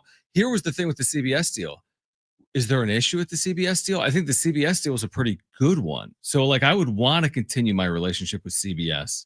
Yeah, no, I don't think there's any problem with it. I just was, I guess, maybe expecting. Well, I think there'll still be more different. Different than what it was. Yeah, it feels like it's just a copy and paste. Interesting. I mean, if I was copying and paste something out of the deal, I would copy and paste CBS because I want like my men's basketball championship game being called by who's called the game the last couple of years, Kevin Harlan. Okay, on CBS. I'd want my football championship game. By the way, their football championship game wasn't for the Mountain West is on Fox, not CBS. I'd want my games on CBS. I think that's a huge win to be on CBS. My question is, what else? Or where else will the games be? Because CBS is only going to be a portion of the games that are carried. But I don't have any issue like with CBS Sports Network personally. It's on YouTube TV. I don't know I don't have an issue with it either. Yeah. I'm just looking at it from a standpoint of, I'm just looking at it from a standpoint of, what the Pac-12, the new Pac-12 did. They have a name change. They have a lot of Mountain West Conference schools in it now. They cut a lot of the fat, which is good. Yeah. And they've added Gonzaga for basketball, which is awesome. And Oregon State and Washington State. Oregon State and Washington State to football. But if you add Texas State, what does that do for your conference other than just giving you another team?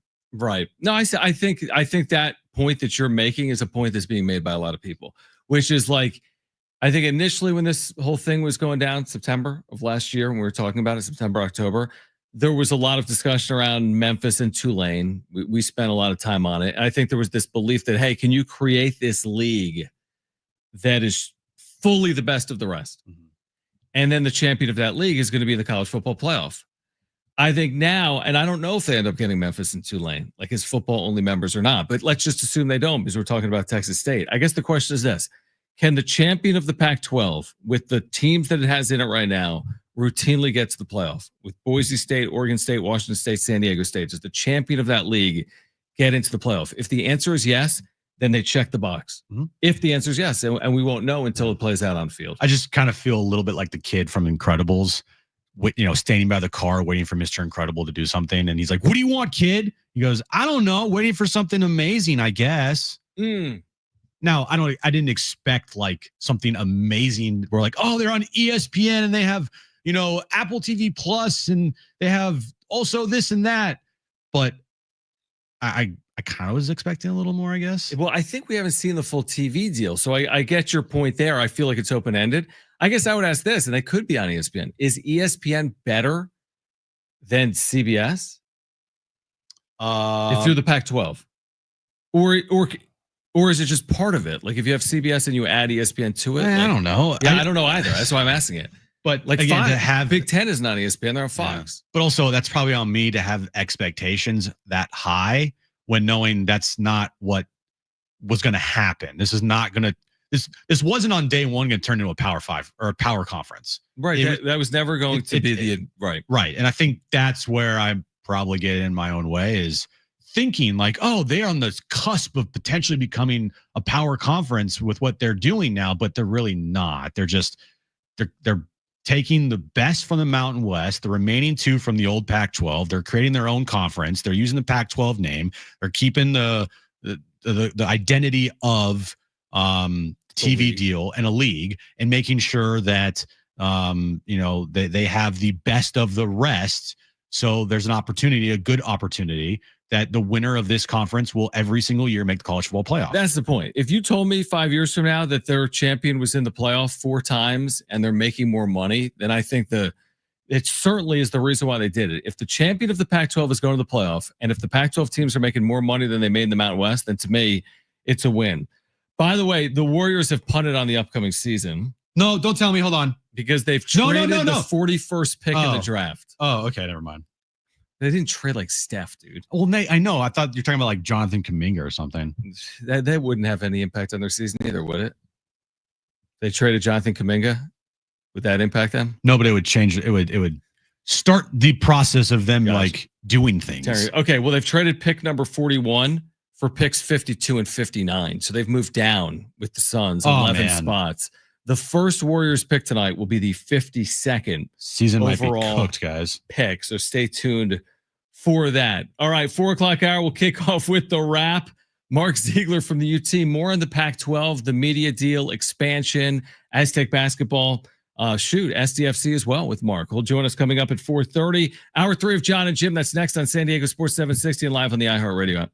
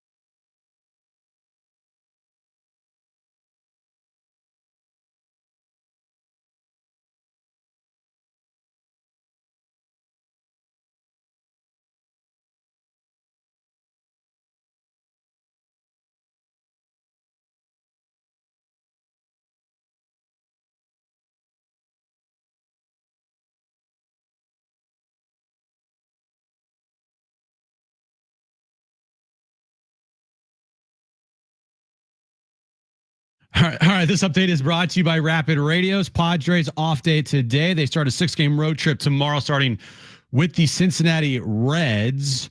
NBA draft last night. Cooper Flagg went number 1 overall to the Dallas Mavericks. Round 2 gets underway later this afternoon, 5 p.m. start time. And San Diego FC beat Vancouver last night on the road, 5-3. Milanochi scored 4 goals in 12 minutes. SDFC now sits atop the Western Conference after the win in first place. Next up, they take on Dallas this Saturday at 5:30. That game can be heard right here on San Diego Sports 760. Rapid Radios are instant push-to-talk walkie-talkies offering national LTE coverage and no subscription ever. Perfect for instant contact with an aging parent for a limited time. Go to rapidradios.com and you'll get an extra 60% off and free UPS shipping. Add code radio and get an extra 5% off.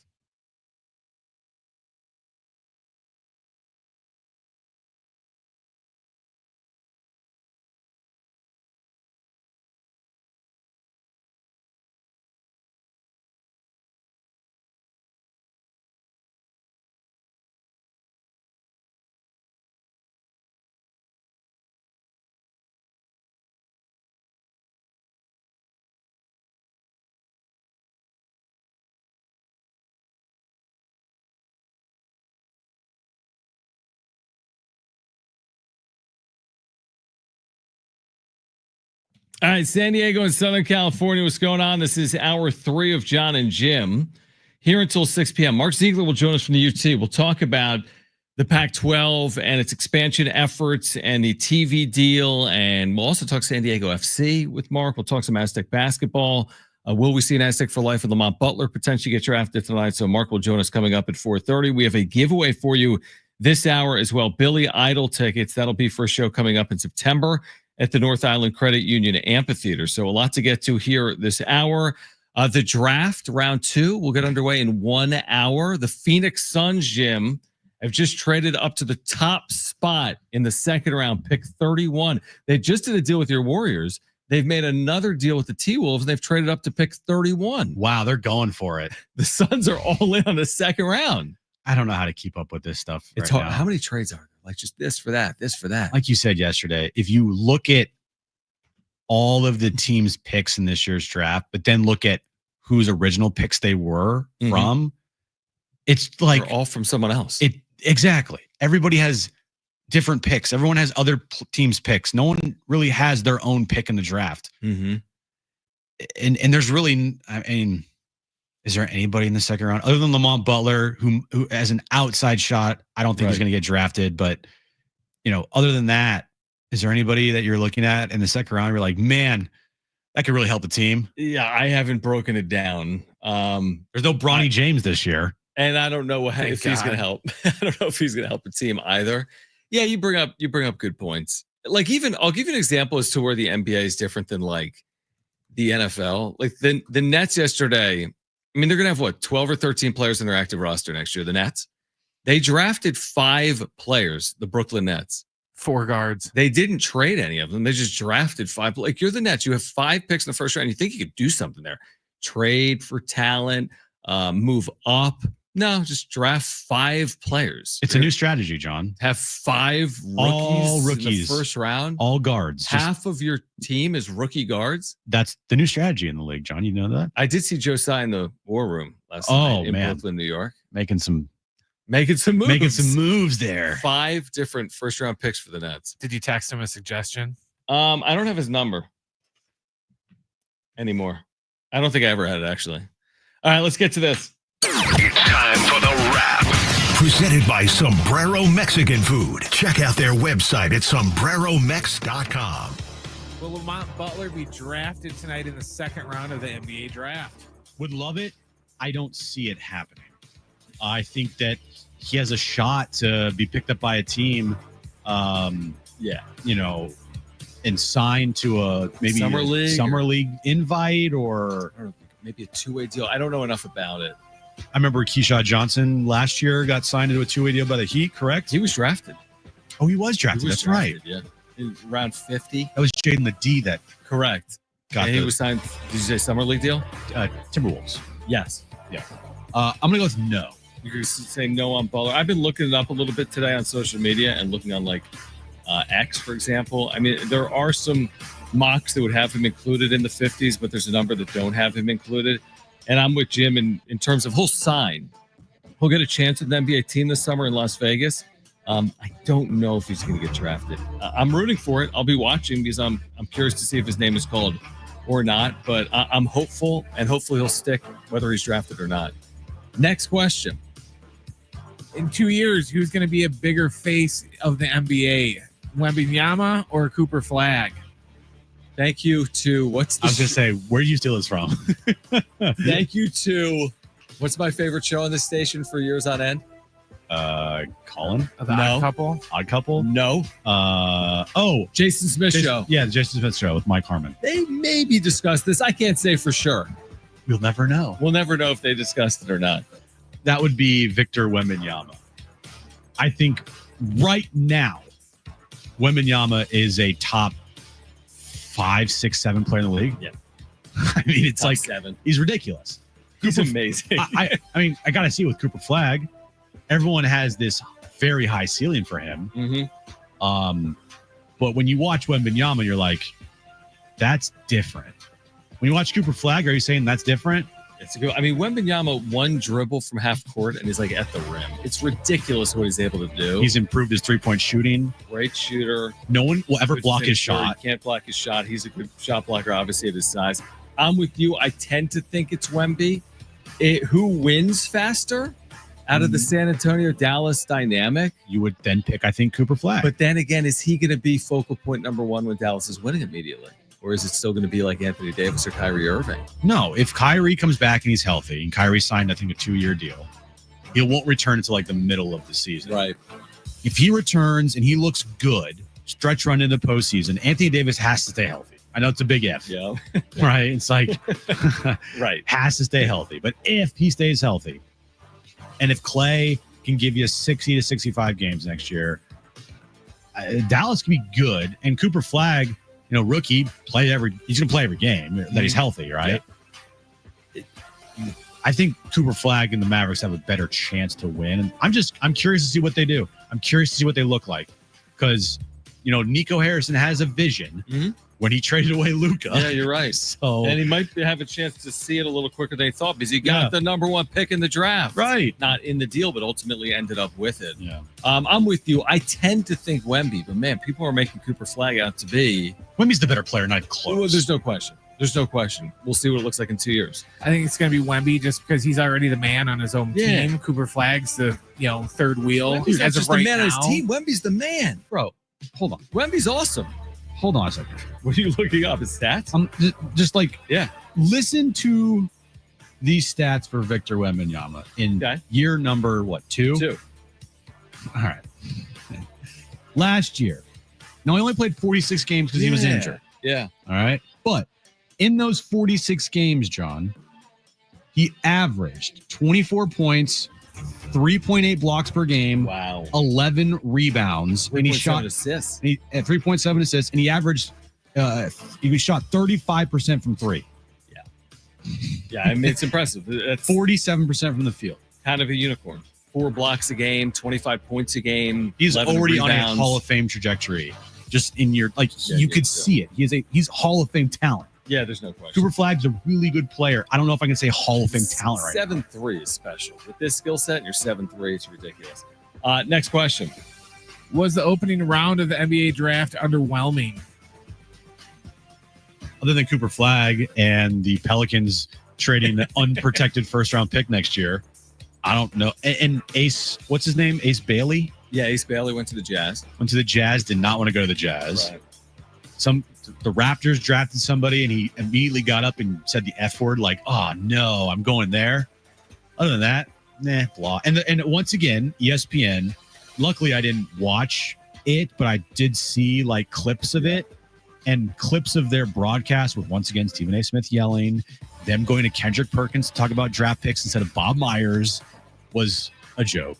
So I'm glad I did not watch that draft last night. I did watch it. It was underwhelming, the coverage. And listen to this. Ratings are out for round 1, down 15%.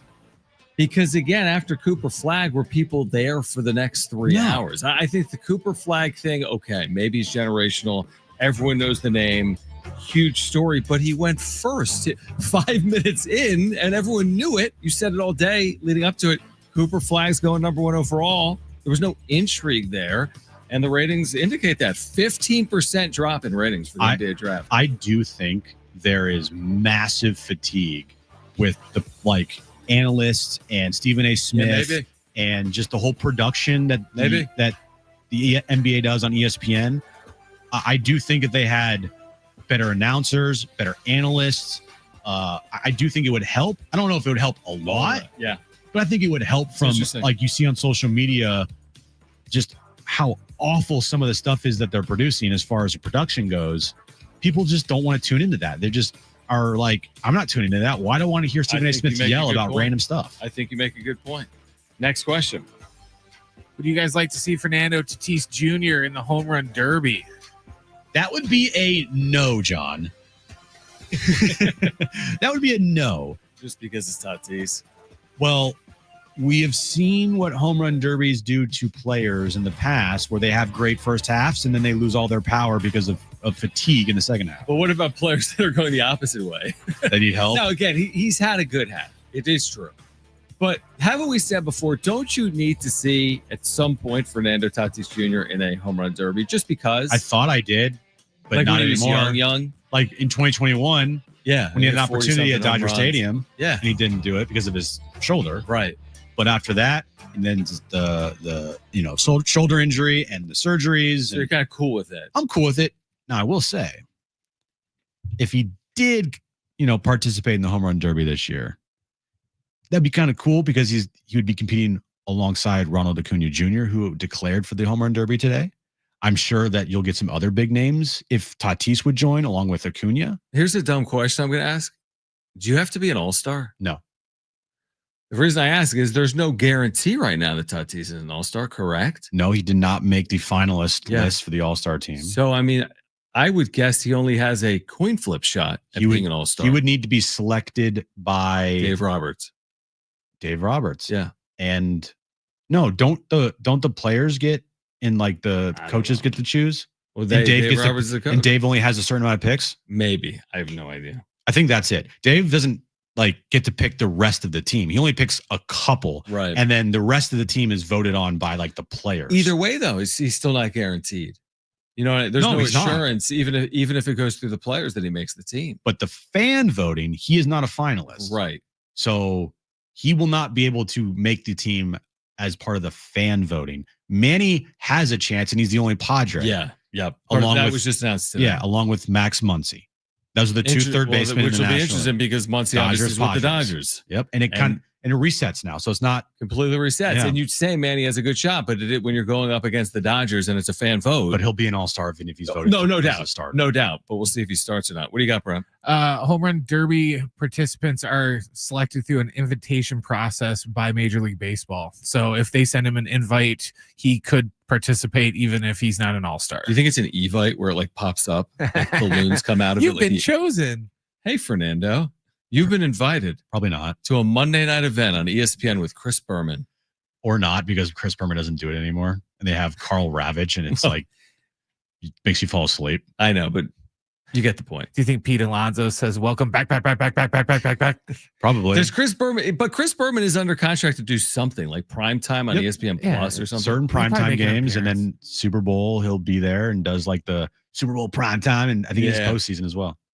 Postseason baseball? Some postseason football, like football? Primetime. Gotcha. Yeah. 100%. All right. At 4:30, Mark Zeigler is going to join us. We're giving away Billy Idol tickets this hour as well. We are here until 6 p.m. Don't go anywhere. Jon and Jim, San Diego Sports 760, live on the iHeart Radio.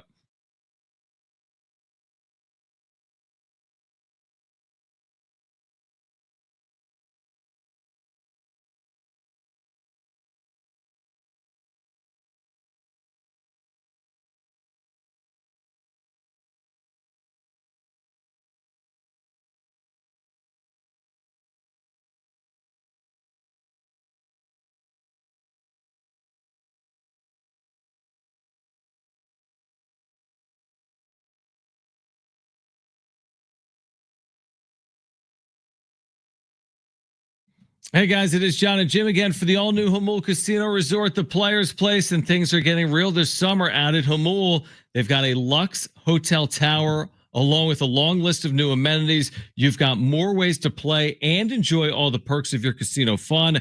Players, when it comes to satisfying your wants and needs, they're not playing around. This is way more than a place to game. It's a place you can play in every possible way. It's opening late summer. Reservations now open. Visit jamulcasino.com. And get ready to elevate your gaming experience with their brand new casino app. You get 200,000 bonus coins when you sign up and enjoy real rewards with every in-app purchase. Just play online at playjamulcasino.com. That's playjamulcasino.com. Plus, catch all the sports action this summer at Tony Gwynn's Sports Pub. Great food. Catch all the action where fandom meets fantastic. It's at the all-new Jamul Casino Resort, the Players Place.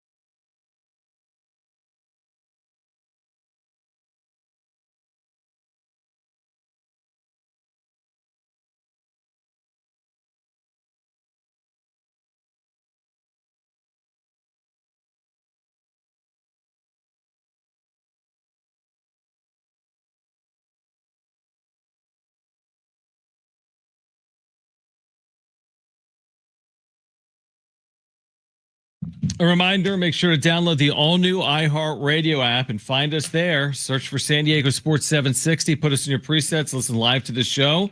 Find Jon and Jim. You can listen back to any hour or interview of the show. Put us in your presets. Listen to this quote from Adam Silver. Mark Zeigler, UT will join us at 4:30. Listen to this quote. You hear it? No. Oh, yeah. This is what he said. This is what he said on the Achilles injuries in the NBA. Yeah, I know where you're going with this. I mean, this to me is not rocket science, but you tell me. He says, I'm hopeful that by looking at more data, by looking at more patterns, the ability with AI to ingest all video of every game of a player to see if you can detect there's some pattern that we didn't realize that leads to an Achilles injury. This to me is not rocket science. I mean, is it? It's like they've played a lot of games. Are you laughing at this quote or? Well, yes, I'm laughing at the quote because you're absolutely right. It's like, it seems to me like the physicality of the postseason, the length of the postseason. Now, again, we've said it's been going on for 20 years, but it just seems like it's pretty clear. Like these guys are taxed, they're overworked, and they're breaking down. The best quote tweet of that was somebody that went to Chat GPT and they said, create an image of Allen Iverson looking at a torn Achilles in a hospital. And because he goes, we're going to go to AI, and everyone's like, oh, that's hilarious. AI? That's hilarious. Allen Iverson? That's hilarious. Why does Allen Iverson need to look at this stuff? But don't you, like, do we need AI on this? Like artificial intelligence, or is it kind of right in front of our face? Again, bigger, stronger, faster, lots of, you've said it. Hey, maybe shorten it to 70 games, or Colin Cowherd, hey, shorten the postseason. I mean, it seems like the answer would be, well, they're playing a lot of games, and the players are breaking down at a higher clip. What do you got, Brent? I was going to say, did you see one of the other things he kind of alluded to yesterday in his pre-draft interview was that, Well, some of these players, they're working out like 2 or 3 times a day. And he was kind of alluding that, that's adding to their payload because besides just practice and team activities, they're also working out separately on their own multiple times a day. Here's what I don't get from leagues. Okay. Especially the NFL and the NBA now. Okay. Is when there is a bunch of injuries, and I'm talking like, as we saw in the NBA this year, 8 torn Achilles. Big numbers, huge. If in the NFL, if there's a bunch of injuries and everyone's freaking out about it. Right, knees or heads. When asked about these injuries, what does the league's response be? Mm-hmm. Well, it's their fault, not ours. That's essentially what Adam Silver's saying here is like, it's not our fault. No, we didn't do anything wrong. AI. Yeah, we'll look at it, but what does we'll look at it mean? We don't really care. Yeah, it's interesting you say that. Or like, okay, this Achilles thing that's playing out. There's no accountability. Let's use like baseball. Like obviously the arm injuries have increased at a drastic rate over the last, like, let's say 30 years, right? There were less arm injuries, like the Tommy John type injury in 1990 than there are in 2025. What is the reason as to why? I mean, I would tell you the reason as to why. I mean, it's doctor, but I mean, they throw as hard as ever. Guys throwing like 103 now. Athletes nowadays compared to back in like the 60s and 70s, it's not even close. Breaking pitches are everywhere. Look at the different types of breaking pitches that are being thrown. We didn't even have some of these words 30 years ago in terms of some. So it's like some of the stuff I'm just saying is right in front of our eyes, but I guess my point is we're just looking other ways. Like I can tell you what's going on in baseball. The elbows aren't meant for this type of torque. Okay. The Achilles isn't meant to play 120 games when you add in the regular season, the postseason, and preseason, now again, did they do it in 1990? Did Michael Jordan play 100 games? Yeah. So that's not the full explanation, but I would say that it still goes back to the bigger, stronger, faster argument because I do think humans can only do so much, and we've gotten to a point where like you're really testing that theory is playing out in real time. It's also the way the game is played. Back in the 90s, dude, it's a half-court game. Interesting. Half-court game. You're not seeing 130 to 125 games. Rarely are you seeing that. It's all in the 90s, 80s. I mean, if you go back and watch a game and you see like the box scores, some games are like 74-68. Yeah. Like 80 to 79. You don't ever see that in today's game. So the style of play has changed to a up pace. The pace of play has gotten faster. And it's not like it was back in the 90s. But what I would like the NBA to do is instead of saying stuff like Adam Silver there, deflect. And it's not our fault. It's just kind of recognize. Take accountability. Yeah. Say, hey, look, there are too many of our star players getting injured by the same injury. And 8 Achilles tears this year is too much. So we need to protect our players. We need to make sure that the star players in our league aren't being affected like they are with these types of injuries. And we need to seriously look at a way to fix that, whether it be reducing games, whether it be less back-to-backs, whether it be more rests, take away the play-in tournament, take away the stupid in-season cup. Like we need to figure out a way to protect our players and make sure that our stars stay healthy. Instead, he's saying stupid stuff like that. Like, we look at AI. Like, we're talking about Hall of Famers that have gone down in the last couple of months, right? Like Jason Tatum, right? His trajectory. Dame Lillard. Tyrese is a young player, but a very good player. I don't know who the other 5 Achilles injuries are. Maybe you know 1 or 2 or 3 of them. The top 3 are Lillard, Tatum, and Halliburton. Yeah. But I mean, those are massive names. They really are. Those are massive, massive names. To lose all of those players in one postseason.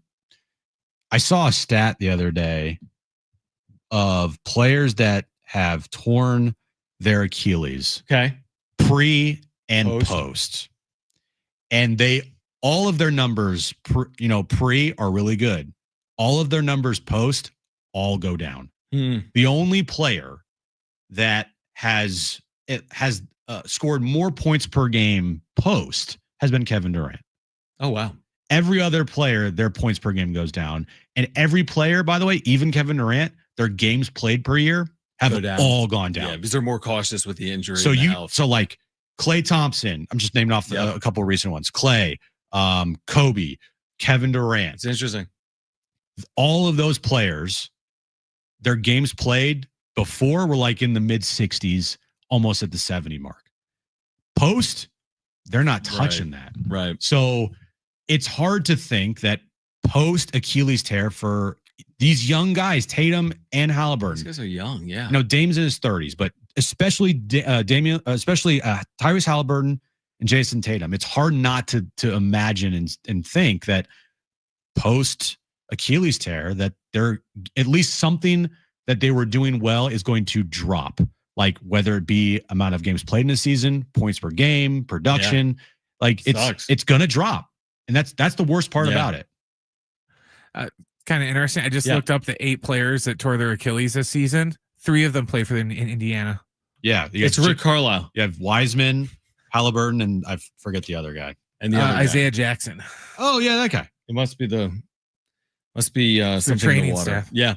All right. On the other side, Mark Zeigler from the UT, the latest on Pac-12 realignment, San Diego State basketball, Lamont Butler, San Diego FC. Mark Zeigler joins us on the other side. Jon and Jim, San Diego Sports 760, live on the iHeart Radio.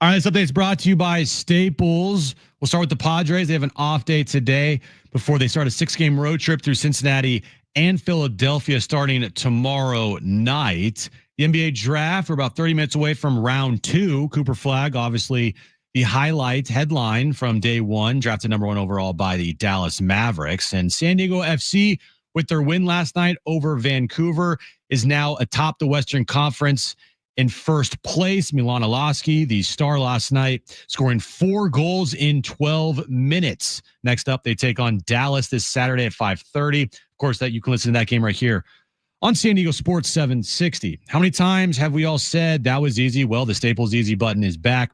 It's got everyone saying it again for custom prints, shipping services, even passport photos, plus quality products delivered next day to over 98% of the U.S. Staples. That was easy.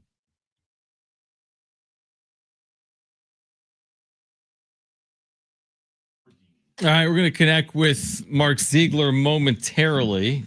Of course, covers San Diego State men's basketball for the Union-Tribue and much, much more. And we've got Mark back with us right now on Jon and Jim San Diego Sports 760. Mark, we always appreciate the time. I know you've been reporting on the Pac-12 as this continues to play out, realignment, expansion, media deals, so on and so forth. Are you expecting at this point, we've seen some of your reporting and elsewhere, are you expecting like the expansion piece to be done by June 30th, this Texas State edition? Are we just days away from that or potentially even less? It has to be done by then or they were not going to be in the CFP next year, and Texas State's going to have a doubled exit fee from $5 to $10 million. So there's incentive on both sides of the deal to get it done. I think the troubling part is that it's taken this long and they're bumping right up against the deadline. They've had 9 months to find another school and kind of been dawdling with the mediation with the Mountain West for the exit fees and poaching fees, and then with their TV deal, which still is not completed. We just seen a little, piece of it.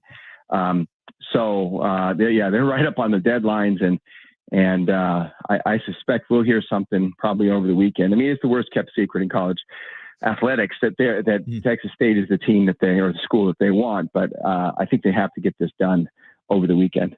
So say they get it done, they get Texas State. After that, any additional expansion teams after Texas State, or is that down the line? I mean, I think the only one that would be a possibility would be if they could get Memphis for football only. Memphis wants to go to the Big East, but that piece has to happen first. The Big East has to actually take them in basketball and all of the sports. They're not coming in as a full member, I believe, just because they had a chance to come before, didn't want to. And I think internally, from what I've heard, they just really don't want to put all their athletes on planes across the country for every single road trip with nobody close to them in the Pac-12. And so it doesn't really make sense in sports other than maybe get away with it in basketball, but that's still a lot of travel for their basketball team. And in football, I don't think it really matters the travel. You're playing 6 road games, you get on a charter plane, whether those charter flies 2 hours or 3 hours. It doesn't really matter at that point. You're staying in a hotel, with a 120 person group. So I think football makes the most sense, and that'd be the only one, but I don't see that happening imminently. And so I think we're just going to see these 8 for the time being. Mark Zeigler from the UT with us right now, Jon and Jim, San Diego Sports 760. So you referenced the initial TV deal that was announced, the deal with CBS. I think that was released on Monday. What do you think, addition to CBS, like what makes sense for the Pac-12? What are you expecting in the days and weeks to follow as they complete this media deal? I think the big thing for me is the streaming component. Okay. And how much of that streaming is going to have to be produced, and those costs borne by the individual institutions. So if you look at the AAC, they got, I believe, close to $10 million per school, but they had to give back. They had to reinvest like $1 to $2 million a year in content production, getting it to ESPN Plus quality. For a school like San Diego State, that is an enormous investment because they've fallen way behind on streaming capability because they're in a league, the Mountain West, that doesn't prioritize it and doesn't mandate it. And so they rank out or near the bottom in streaming capabilities within the Mountain West. And you have a lot of schools in there like Nevada and San Jose State that really have no resources. They're still ahead of San Diego State. So it would be an enormous expenditure for them if the streaming component requires investment by them in infrastructure and cameras and all that type of thing. So that's the big thing. The key pieces of their inventory are gone. 3 basketball games on the network, 3 football games on the network, the championship games for football and men's basketball. Those are all snapped up by CBS. What we don't know is who has Boise State home games. I'm assuming CBS has that as well. So there's not a lot of really valuable inventory left. So I think you'll see it cobbled between a bunch of maybe a CW and then a streaming partner, which, probably will be ESPN Plus. They want to get involved in most leagues, but don't know that for sure. What about the now, I guess, old Mountain West, the rest of the conference that has not moved into the Pac-12? What's their, I guess, TV deal going to look like? Because, Mountain West was on CBS Sports Network. Now the Pac-12 will be on CBS as well. Like, what's the, I guess, old Mountain West or whatever is remaining going to do now? Yeah, it's going to be the interesting question to see if, I've seen some reports saying that this is not good for the old Mountain West because, you just took CBS, their major partner, out of the equation because they're going to be in the Pac-12. But I've also heard reports from people within the Mountain West saying that that's not the case. We're talking to CBS and they might want both of us. It certainly won't be for the same dollars as the Pac-12. I just don't think there's enough quality inventory. Although I will say that, Air Force football obviously has some appeal as a service academy, but UNLV football is rapidly becoming one of the top programs on the West Coast. And at their current trajectory, they're going to be, as good or better than Boise State and as attractive to networks. So I think that will get them a little bit more than maybe they were anticipating just because of that. It's still an okay basketball conference because you have New Mexico, you have UNLV if they can get things going again. But it's going to be less. And, maybe CBS steps aside and they're scrambling to find another partner, another primary partner. Mark Zeigler from the UT with us right now on Jon and Jim. Would you expect, and this is just kind of predicting it out, like you said, the Mount West announcing, or excuse me, the Pac-12 saying that the CBS deal will include championship games. Do you think Mount West, I'm confusing myself now with the Pac-12 and the Mount West. Do you think Pac-12 championship games in basketball and football will be played in Las Vegas? I think the basketball will for sure. I know they've already had some preliminary talks with T-Mobile, which is now vacant because the Pac-12 was in there. Nobody's in the MGM Grand Garden. You also have Michelob Ultra Arena, which is across the street at the Mandalay Bay, which is where the Pac-12 women's tournament was. So you've got venues there, and it makes the most sense. As far as the football game goes, I don't know. I would think you'd want to keep it in one of your school's venues just because of the attendance piece of it. I don't know if there's enough interest in Pac-12 football yet to play it there, but maybe their internal, polling and information says otherwise. But that would be my sense. I definitely think basketball is going to be there. Mark, what do you think happens with Lamont tonight? Do you think that late second round here or most likely picked up maybe after the draft as like a G League, or not G League, but Summer League invite? It's probably most likely he just gets picked up. He goes undrafted. But, the thing with the NBA draft is once you get past like the 45th pick and you get the back 15 picks of the second round, I think anything goes. I mean, a guy like Hayden Gray from UCSD is in the draft. He could get picked by somebody. Those picks aren't really super valuable, and teams, if they really like a guy, tend to take a flyer on someone or to someone they think they can really develop or has a specific skill set that fits their organizational philosophy. They'll take flyers. And if you look at mock drafts, they're usually not very accurate when you get to like into the 50s. And that's why you have guys in Europe that they're going to stash in Europe for a couple of years, but have their rights. So there's a whole lot of things that happen in the second round. I never try to make predictions about what's going to happen in the back half. I think the first 15 picks, there's a group of guys that, most expect to be taken, and they probably will. But once you get past that, anything goes.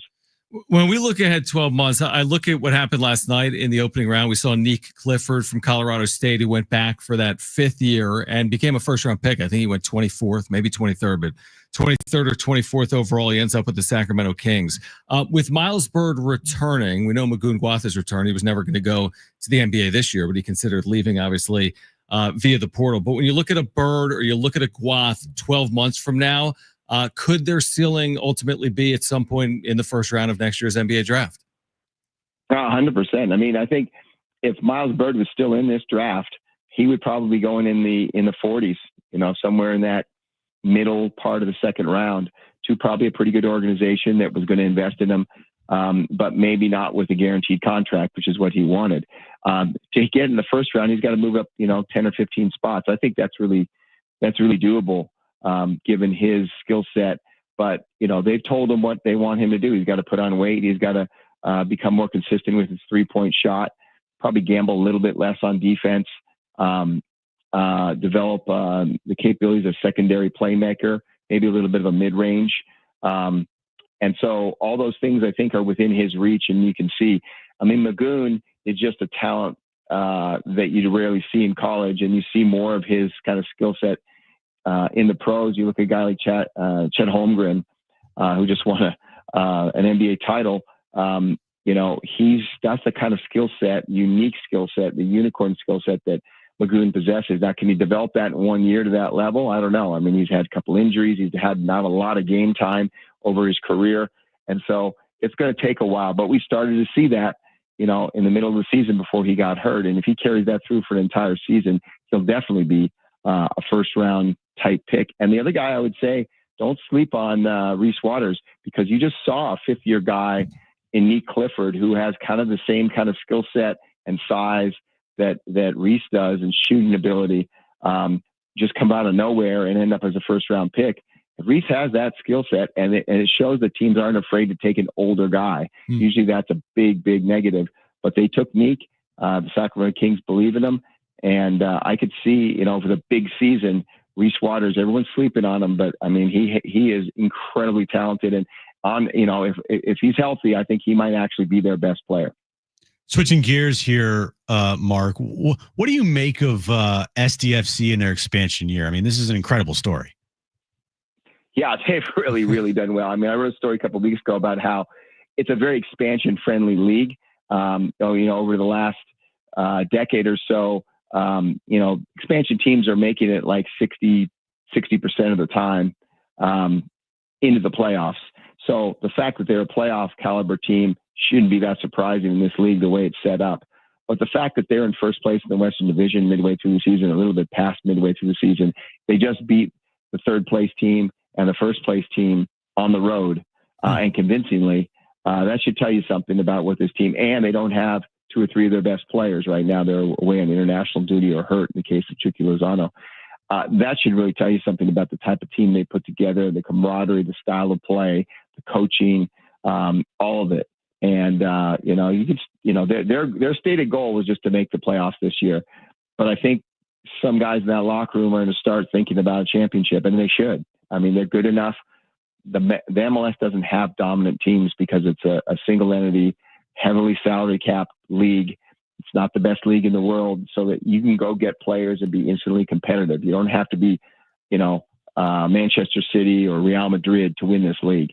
And so I think it's in the realm of possibility that they can at least contend for it. They're going to have some home, at the way things are going, they're going to have home playoff games, the big advantage playing the Snapdragon. So it's going to be really fun to watch the second half of the season here and see what they can do with it. Yeah, I was going to ask, how do you view as, great story, or they're actually really good team? Would you say that, it's both? It's a great story, but man, they're also really, really good.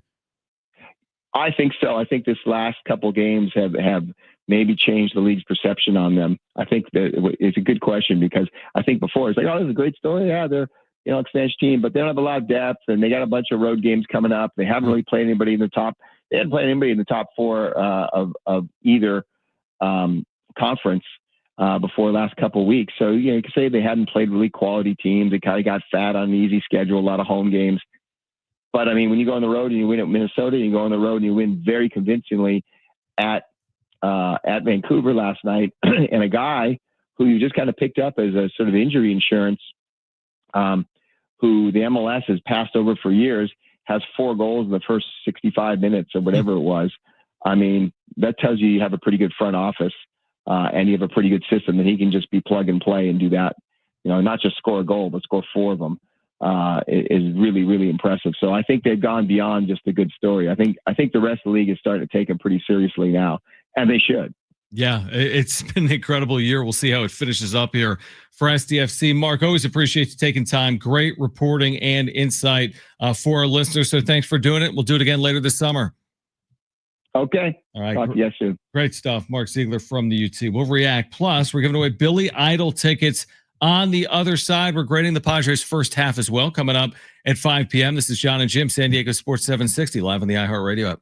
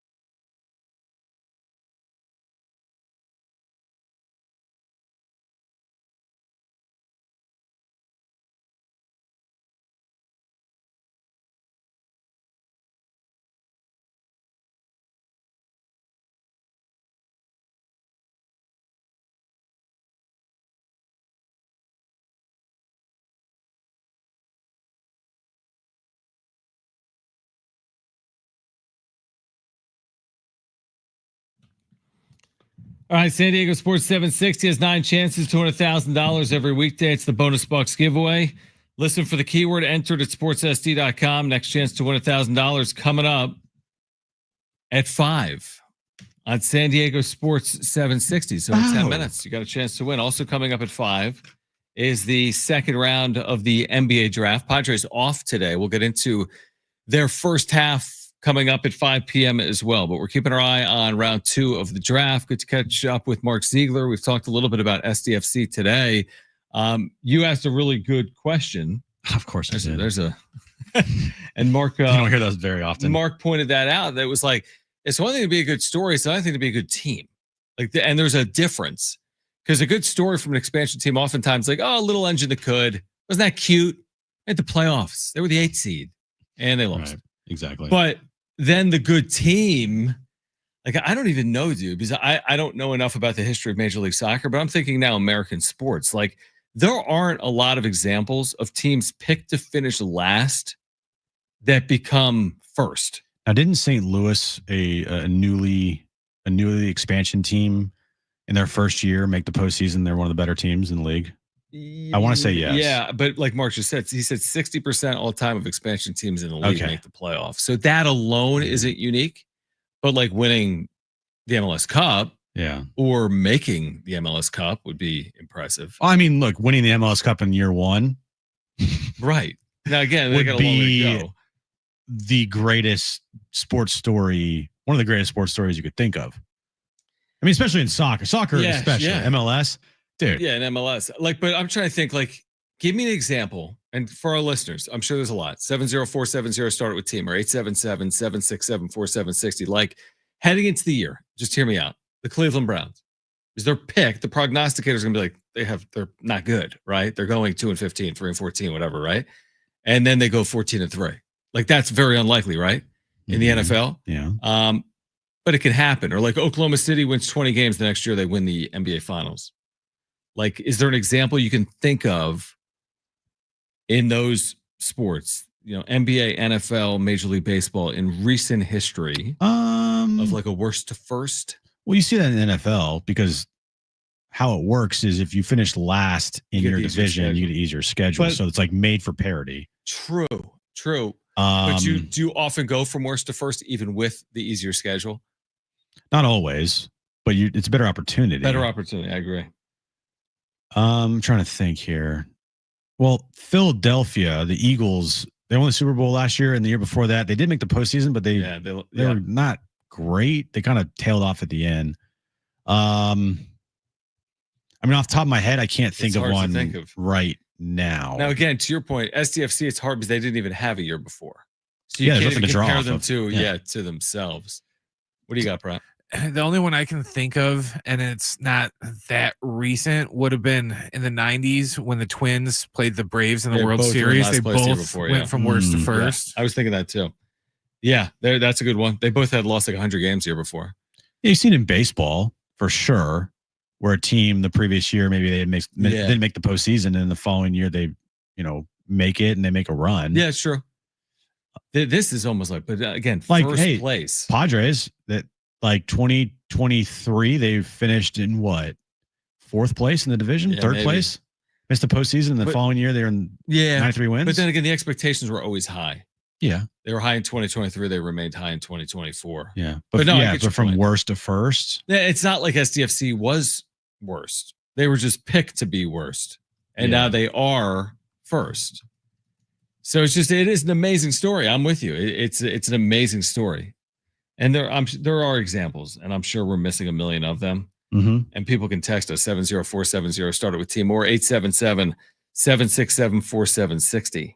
I'm looking here. Like the most surprise seasons, the most significant worst to first teams in the NFL. Okay. Let me scroll down here to the number one team.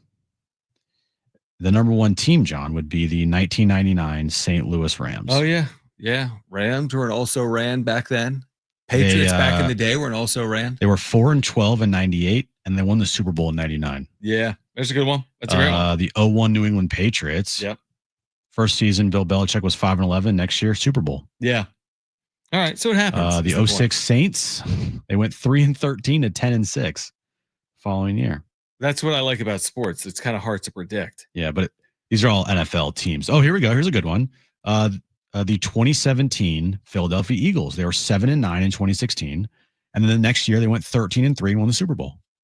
Yeah, it's a perfect one. That's a perfect one. That's a pretty recent one. I want to see if there's any more. If there's a more recent one than that. 2017. As of right now, doesn't look like it as far as like accomplishment goes. Right. That might be the most recent team of being in last place the one year, and then the next year win the Super Bowl. Yeah. That's it. Yeah. There you go. Well, what SDFC is doing, and you don't need us to tell you, is special. I mean, the expansion team that's in first place right now in the Western Conference. We'll get back to the Padres on the other side. We're giving out first half grades. They're 80 games in. They will begin the second half technically this weekend in Cincinnati. They'll open a series against the Reds tomorrow afternoon. So we'll get back to the Padres to kick off the final hour of Jon and Jim. Stay with us. This is actually, we're going to give away Billy Idol tickets. Let's do that right now. Caller number 4. Caller number 4. That's right. Caller number 4. You're going to see Billy Idol Tuesday, September 23rd at the North Island Credit Union Amphitheater. Fourth caller, you're going to see Billy Idol Tuesday, September 23rd at the North Island Credit Union Amphitheater. Call 877-767-4760 right now. 877-767-4760. Pick up the phone and call right now. 2 free tickets. See Billy Idol Tuesday, September 23rd in San Diego. Make it a summer of live music. $30 concert tickets to 1,000 plus shows on sale now. livenation.com/ticket to summer. Stay with us, Jon and Jim.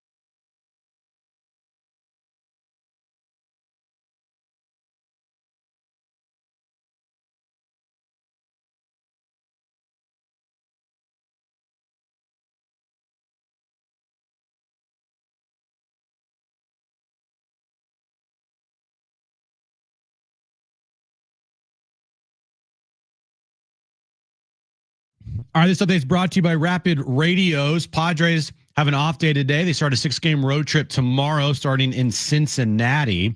Cooper Flagg went number 1 overall last night to the Dallas Mavericks in the NBA draft. Round 2 is about to get underway right now in Brooklyn.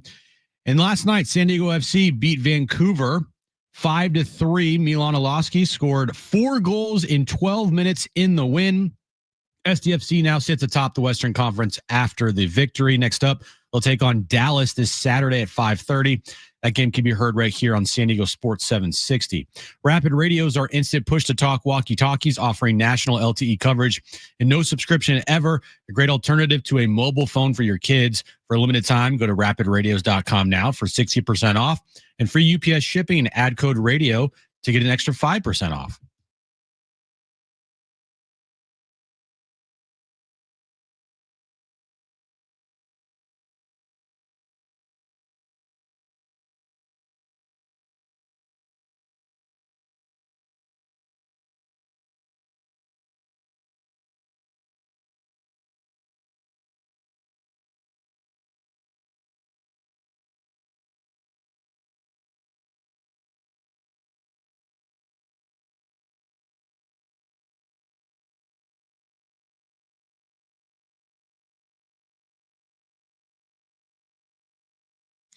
All right, San Diego and Southern California, what's going on? Final hour of Jon and Jim. We are here until 6. Padres off day, NBA draft coverage. We've got that for you if anything interesting develops over the next hour, because the second round will get underway in mere moments. We started the show today, Jim, talking about the Padres at the halfway point.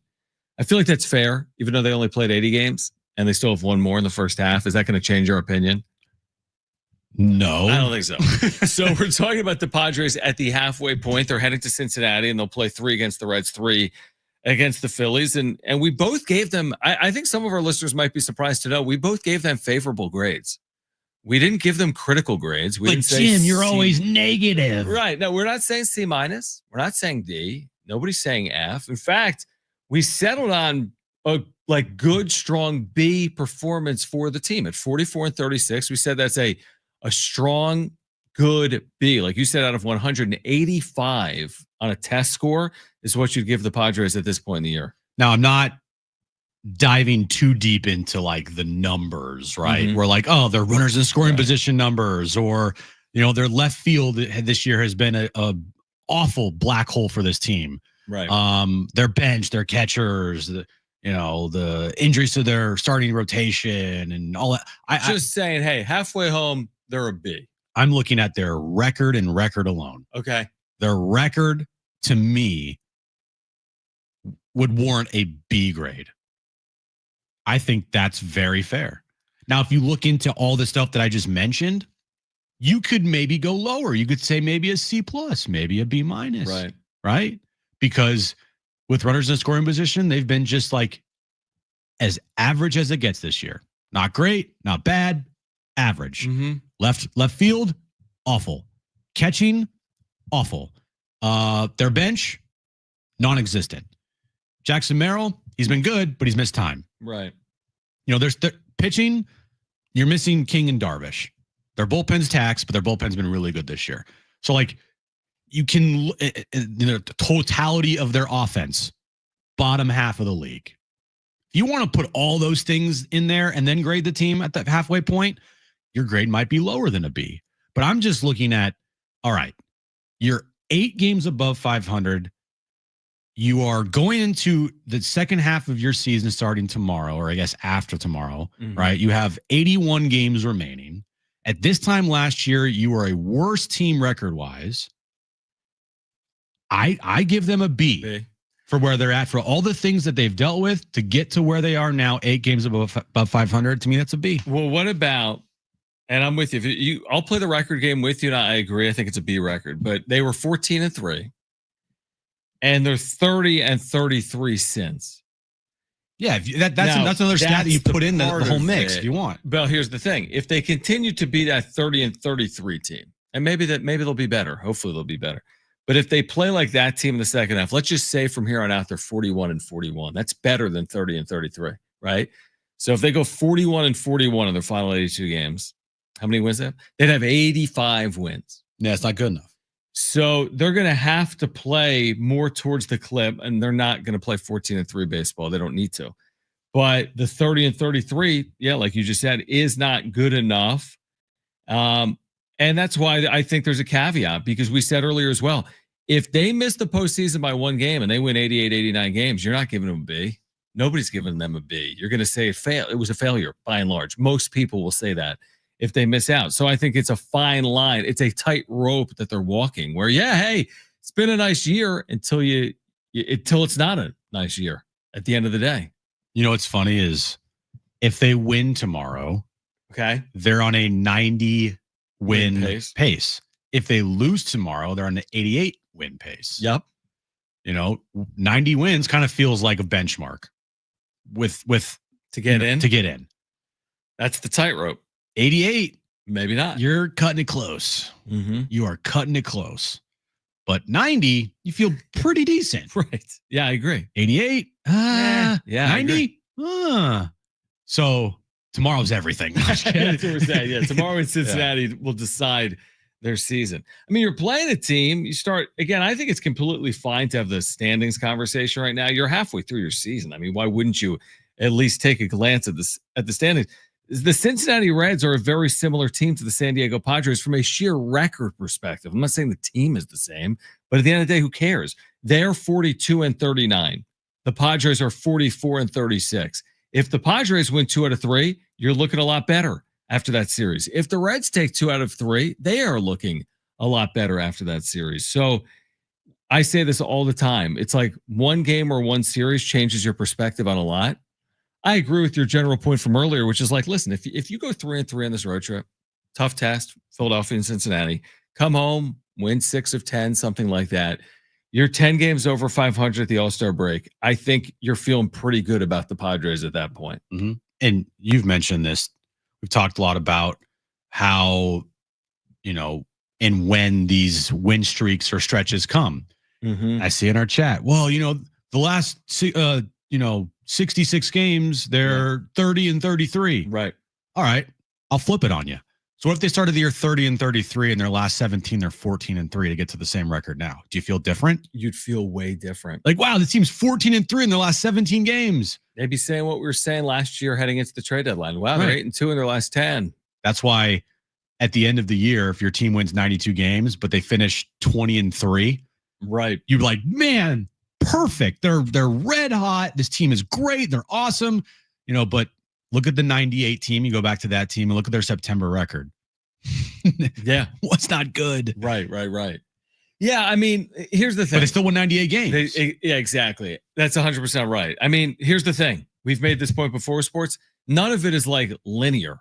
Nobody's like, they went 2-1 in their first series. They went 2-1 in their second. Nobody goes 2-1 all year to get to 105 wins. Mm-hmm. There's still highs and lows even with good teams. There's still highs and lows even with bad teams. None of it is, or a batting average.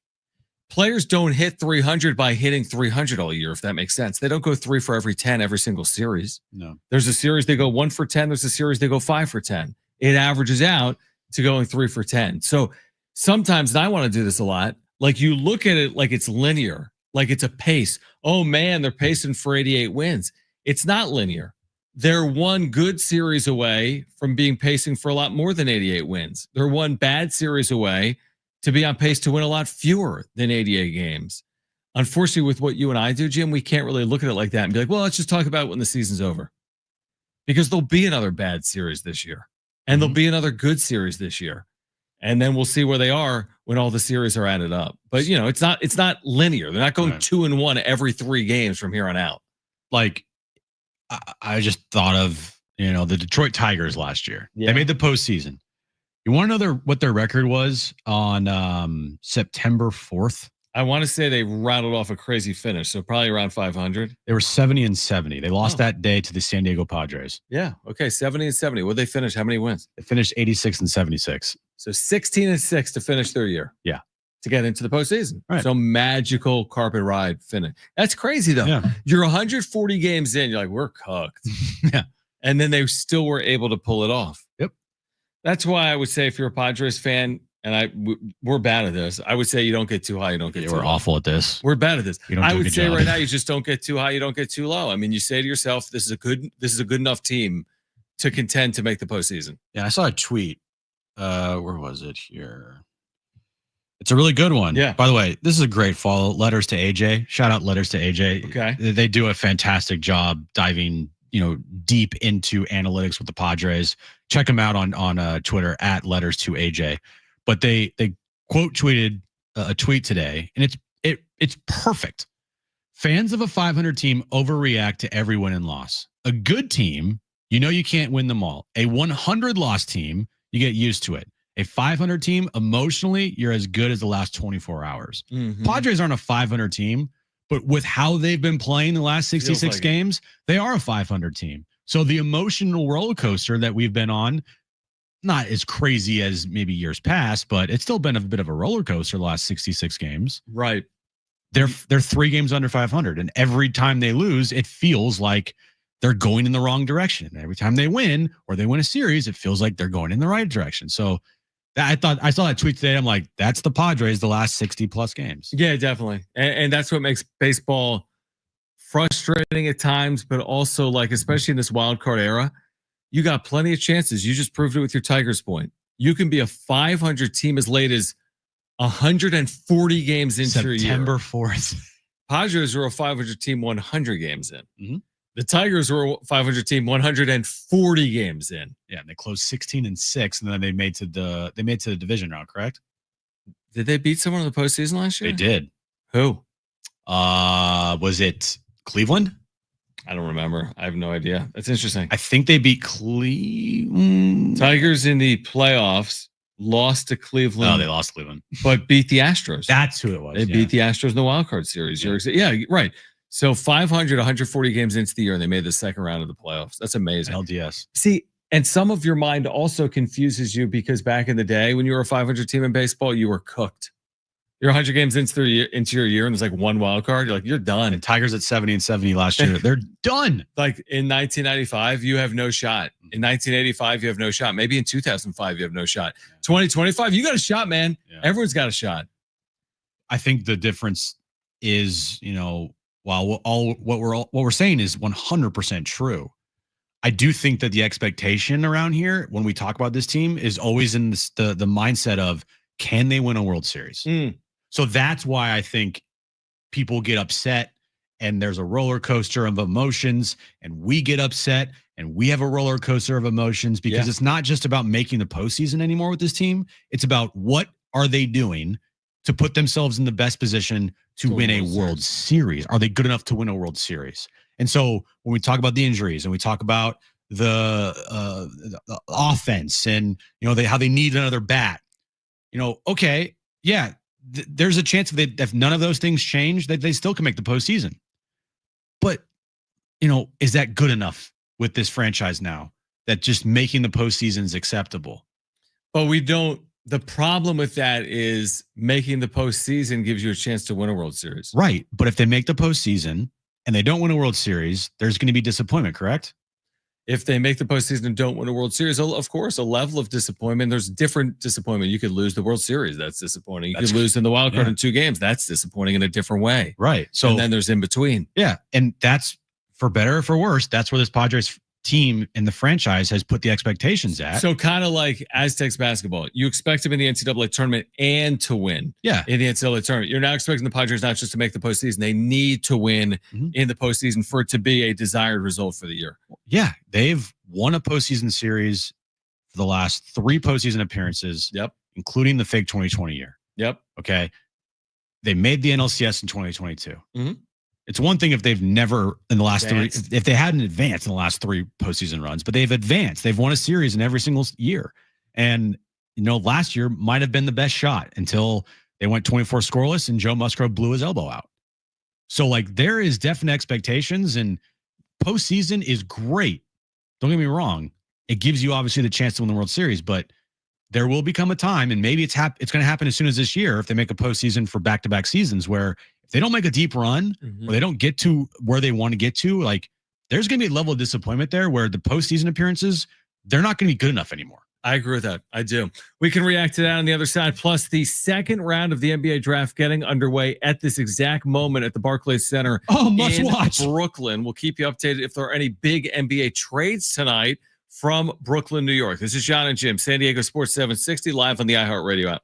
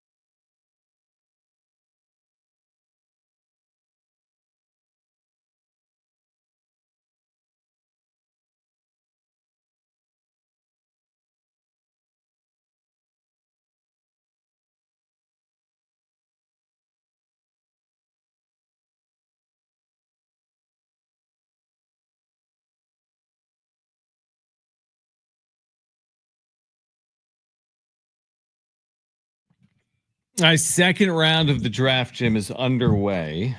I know you've been intently watching. We have the first player off the board. What's your breakdown of Rasheer Fleming? Of course, starred at St. Joe's, just outside Philadelphia, on the main line. So Sure, Aaron watched a lot of Rasheer Fleming these past couple of years at St. Joe's. He'll be going to the T-Wolves, which is actually the Suns. Yeah, nice size, good build. Good at basketball.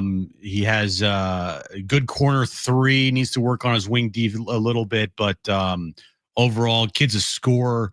Defensively, he's going to need a little work, but he can be maybe a 12 to 15 points per game guy in this league down the road. I like that. You sounded good. I watched 0 minutes of who's his comp? Oh, his comp. I like it. Yeah. His comp. I'm gonna go with. Let me think here a little bit. He's like Draymond. Yeah, this guy's Draymond Green. I'm gonna go with Aaron Gordon. Aaron Gordon comp. I'm gonna go with an Aaron Gordon comp on Rasheer Fleming after watching 5 seconds of tape. That's the only 5 seconds of tape I've ever watched of Rasheer Fleming. Listen to this. So we mentioned earlier the ratings were down 15% last night, right? Yeah. But they were up 5% in the first hour. People tuned in for Cooper Flag, right? And then they were way down the rest of the night. But wait, there's more. Wembanyama's draft, when Wemby did the who did the draft? Who went overseas? Brian Windhorst. When Windhorst went overseas, the mic wasn't working. The camera was all blurry. 30-second interview. He got a free trip to London or to Paris, excuse me. It was in Paris, yeah. And for a 30-second interview that like nobody could hear, the quality of the camera was awful, and the lighting sucked. Well, how about this? That draft 2 years ago was 25% better ratings than last night. The Wemby draft. So they were down 15% off last year's draft. They were off 25% off the draft prior to that. I don't remember a ton. What else happened in the Wemby draft? I could not tell you. Okay. And now this night 2 thing, I'm with you. We said earlier, like, it wasn't overly thrilling night 1, right? You talked about this Pelican move up where they gave up an unprotected pick. Okay, maybe they're idiots. Everyone's losing their mind over it. But that didn't result in some crazy ratings. What's night 2 really going to bring from a viewership perspective? Like, if you're a casual and you're coming in, what are you waiting for? A trade? I'm surprised this is actually on ESPN. Right, not ESPN2 or something. Yeah, I thought this was going to be a clear ESPN2 night. But is there any national sports going on besides baseball? Right now? There's only one baseball game tonight. Really? One baseball game. And that would be the Braves and the Mets. That's it. That's on MLB Network. Yeah, so they kind of have the night to themselves a little bit. There's WNBA night. Caitlin Clark's out. Right. But yeah, they kind of have the night to themselves. Are you a fan of the 2-night draft? I don't care. You don't care if it's a 1 night or 2 night. I don't care. I think most people prefer 1 night. Now, me as a college basketball guy, I kind of like these stories. I see Kobe Sanders, Nevada, for example, as the top 10 best available. I've seen a lot of Kobe Sanders. He's actually San Diegan, I think. Kobe Sanders is out of San Diego. Okay. So like things like that I like, but I'm a junkie. Like I eat this stuff up. I mean, I go home and I watch Grand Canyon against UTEP. Let's just say this. If you're John Fanta, this is oh my gosh, an amazing it's a night combination of everything. Yeah. He loves college. He loves pro. Now, March Madness for John Fanta is like a holiday. It's better than probably anything in his life other than his wife and his kid. Right. But, this is probably up there as a top 5-ish. Yeah, like, moment. Hey, John, like, you want to come on the show? Because dude, he's too big time. Did he, like, get rid of my number? I remember when we elevated John. When we first, I guess, brought John Fanta onto the scene. Yeah. Did you know who he was at that time? Dude, I was on one of his, like, Cleveland Guardians podcast. But that was after he would already come out with us on the radio, right? And then he was like, hey, can you come on our Cleveland Guardians podcast after a trade that they made? And he's asking me about like some prospects. And I'm like, who? Right. He's breaking down like Clevenger with you. I think it might have been the Clevenger trade. I'm not even joking. Yeah. And I remember back then he had like 8,000 followers on Twitter. Well, he's got more now. Dude is 130,000 now. He's kind of like, if you're into basketball, you know who John Fanta is. John Fanta is an amazing media story. Yeah. Like the rise of John Fanta over the last 5-6 years. It's ridiculous. Has been incredible. Dude. I knew him when he was 18 at Seton Hall. I love John Fanta. Yeah, he's terrific. He's like my favorite. Now we got to get him out. You haven't like been with him in person, have you? No. He's such a character. I know. He's such a character. He is authentically himself. 100%. And that's what people want. All right, we're going to get back to the Padres on the other side. Jim's back page coming up. We're going to try to get John Sadak on the show tomorrow, the voice of the Cincinnati Reds. Oh. as well. So stay with us. We are here until 6 p.m. Don't go anywhere. It's Jon and Jim on San Diego Sports 760 and live on the iHeart Radio app.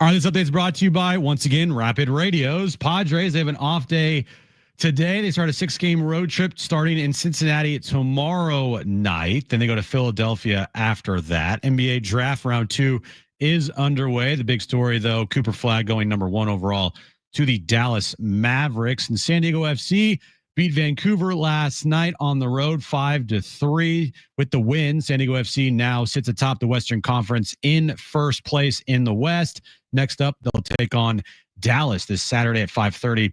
That game can be heard right here on San Diego Sports 760. Rapid Radios, their instant push-to-talk walkie-talkies offering national LTE coverage and no subscription ever. Business owners can keep in touch with up to 200 staff members at one time. Go to rapidradios.com now for up to 60% off and free shipping.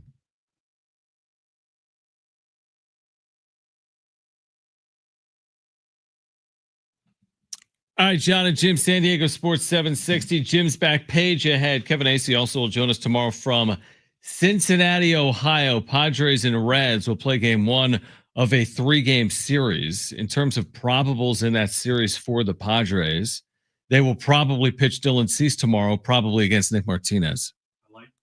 I like the way you put that. They'll probably pitch Dylan Cease. Yeah. It normally happens. And the Reds will probably pitch Nick Martinez. That's funny because that's what it actually means, probables. Yeah, like it's likely. Yeah, they're probably going to pitch this guy. Guys tomorrow. get scratched, though. There's trades. There's seen that multiple times this year. Pop up. Yeah. Game That's how 2, I want to say it from now on. Probably. It's probably Dylan Cease. Yeah, it's probably Cease and probably Martinez tomorrow. And then it's Vasquez Saturday. It's Kolek Sunday. Probably. That's exactly right. Probably in that order for the Padres. Now, we're probably not going to see the Reds' top pitching prospect. We're probably not. Who burst onto the scene earlier in the week and struck out the first 5 batters he faced. With Chase Burns. He probably could be one of their best pitchers soon. He probably could be one of the best in baseball. So that's what you have. Dylan Cease, Nick Martinez tomorrow night from the Great American Ballpark in Cincinnati. How much time right now, Jim, are you spending thinking about the trade deadline? Like when you go about your day and you're doing dishes or anything else, getting ready for the show, have you begun like there's a period of time, like probably after the All-Star break, where all I care about is the deadline. Are you are you at the point where you're thinking about the deadline a lot, or do you need to wait until when? All-Star break? Probably. Probably what? You're talking about it now or then? No, All-Star break. After the All-Star break. Antennas, though, will definitely be fully up if I see anything regarding trade rumors. I love the rumors. If there's a trade rumor, instantly I perk up. Right. Like, oh, what's this you talk about? You know, Kevin put in his article yesterday about how the Padres are, still looking for catching help. Oh, catching help. I was like, oh, that's interesting. Okay. Yeah. Who's out there? And then you realize not a lot, but still it's something. So I do like when we get the articles, like we get the top 50 players that could move at the deadline, and then they put the teams the player could move to. Oh, I love, even though they're ridiculous, like Jim Bowden trading away the entire Padres farm for Sandy Alcantara. Right. I still love it from the standpoint of that's content, baby. Right. Yeah, I agree with that. I guess my question is, are people going to, a couple years after this Soto thing that we've discussed, oh my gosh, James Wood, CJ Abrams, Mackenzie Gore, are we going to do the same song and dance 1 month from today and say, man, they're heavily in on Jarren Duran and they really need some outfield help? And I'm making it up at Duran. And he's hit 9 home runs in his last 30 games. They need Duran. They have to have him at all costs. Go get Jarren Duran. Or will people be more measured? Depends on where the team's at. The team in the next, how many games until the trade deadline? So deadline, good question. So I got 16 left in the first half until the All-Star break. Yep. They got that 10-game road trip. There's 26, and they got 3 against the Mets before so 29 games until the deadline. Is that right? I think that's right. Let's just say that. So roughly 30. Okay, roughly 30 games. Right. Okay, they're 8 games above 500 right now. What record do the Padres need to go in the next 29 games or the next 30 games before the deadline for you to have a go all in mentality? That is such a good question. I mean, like 20-10? Probably something like that. But my question is always like, well, let's say you don't play that type of baseball. But what if you don't play that type of baseball, but the move you make is the domino that puts you over the edge? My point is, going once again back to the Juan Soto trade, that team was good at the deadline. And everybody loved the move of Juan Soto because everyone thought it was the missing piece, right? Yeah. And then 3 years later, everyone's freaking out about it. But still, in the moment, it was like, trade everything for Juan Soto. So, you mentioned, hey, Jarren Duran. Are you going to be like, hey, let's go get Jarren Duran? But it would mean costing a lot of top prospects in the organization. Maybe not DeVries and Salas, but maybe Salas and another prospect. Even one of them. Well, what if at the deadline they're 18 games above 500? And they just got Michael King back and they just got Yu Darvish back and they both look good. Right. And you're saying, hey, Padres fans, you can win a World Series. Like the World Series is within at least a reach. Yeah. It's not like extremely unlikely it's not going to happen.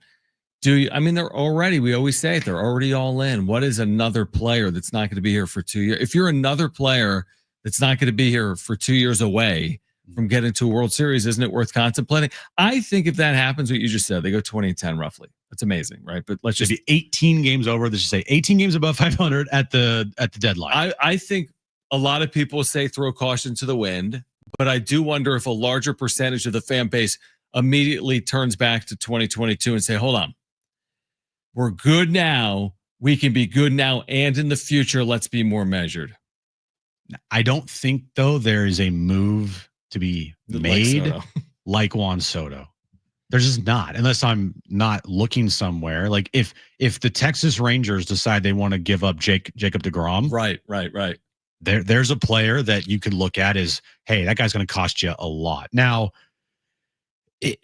it's not like Jacob deGrom is on a rookie deal and whatnot. He's being paid a lot of money, so it's different. So again, there's nothing out there like the one Soto trade. Even like Devers, it wasn't like Soto. No, the Devers deal is massive, but he had already signed the deal. And they kept the Giants. They kept their top prospect in Bryce Eldridge. That's a great point. And they took on so much money. Padres didn't take on a lot of money with Soto, and they took on some money. He was a great player. He was an arbitration eligible player, but they didn't take on $300 million. You're right. I don't think there's an example of a player like Juan Soto. There's probably not an example of a player close that they could acquire this deadline. And I don't even know if it happened again this year. I don't think they could land him. I don't think they have the system that would produce Juan Soto coming back to them. I think if you are at that moment, like I said, 18 games above 500, that means they need to go 20-10. Right. Okay. Maybe you just need to add on the edges. Maybe you don't need to go make that big move because you're playing such good baseball. Maybe you just need to go get another bat like you were already thinking about doing. Get another reliever. Go maybe up it to look at the best reliever on the market instead of just a middle reliever, right? Make your bullpen even stronger. If you get King and Darvish back, then you feel like, hey, maybe that fixed our rotation if they're healthy. That's a big if, but you get my point. I'll give you one more. The team plays well for a month. Forget 20-10 for a second, but they just play well. They're 18-12. That's 600 baseball. They play well. They're 12 up. They're going, right? Yeah, they're really going at that point. Yeah. But there's still ambiguity and questions about King and Darvish. Maybe we see them. They don't look like themselves. Maybe we don't. What do you do then? You're one of the better teams in the National League in that hypothetical. You're now, like you said, 12, 13, 14 games over 500. I think. What do you do? I think stay the course, because my guess would be if they hadn't pitched by then, and there is some ambiguity and there's still like some uncertainty, but there'd theoretically be more certainty then than there is now, right? Yeah, a month later, yeah. So it's like, hey, King just started his rehab. He'll be back in 2.5 weeks. Darvish made at least 1 or 2 starts for them, and he feels fine. But there's still some caution there because he's only gone out and thrown like 4 innings each outing. Right. I think stay the course, and then in their mind they can view, hey, we're getting an addition here in Michael King in like 2 weeks. Right, like we're getting the trade deadline acquisition is these players. And we've been playing really good baseball, so we're not going to go out and panic and be like, well, King's not ready yet, so let's make a move for a pitcher. Right. I guess my question would be like, would you say to yourself, we're a starting pitcher away, man, from contending for the World Series? We're a really good baseball team. Our biggest question mark now has become our starting pitching question marks because of health. Are we a starting pitcher away from like being a real contender? Well, that's a question if they do their part and if they do their job that we can have at the deadline. But right now, they're not close. Yeah, I agree. I do think it'll be a question. If we get 7 days after the deadline and this team is playing well and we're still talking Michael King and Darvish, like what's the deal? Yeah. Then I think there'll be some real serious conversations about adding significant starting pitching at the front of the rotation. Now, the flip side is if they don't play well, not only if they don't play well, they just play average. Kind of what they're doing now. Yeah, 500. At the deadline, they're 6 games above 500. Right. Then what do you do? Way more measured. I don't think you're pushing all the chips in at that point. I just don't. I think they'd be more measured. maybe make an addition that can be helpful, but I don't think you'd give up a lot of assets to make additions. Yeah, I agree. Yeah, is what I would guess. But with AJ Preller, you really don't ever truly know. No. All right, Kevin AC will join us tomorrow again from Cincinnati. I've been watching this second round, Jim. I honestly couldn't care less. Sorry. Couldn't care less. Like could not care less. I could not care less. Right. My care factor is as low as it can go. I couldn't care less than I already care right now. You said it right. You could not. Now I care.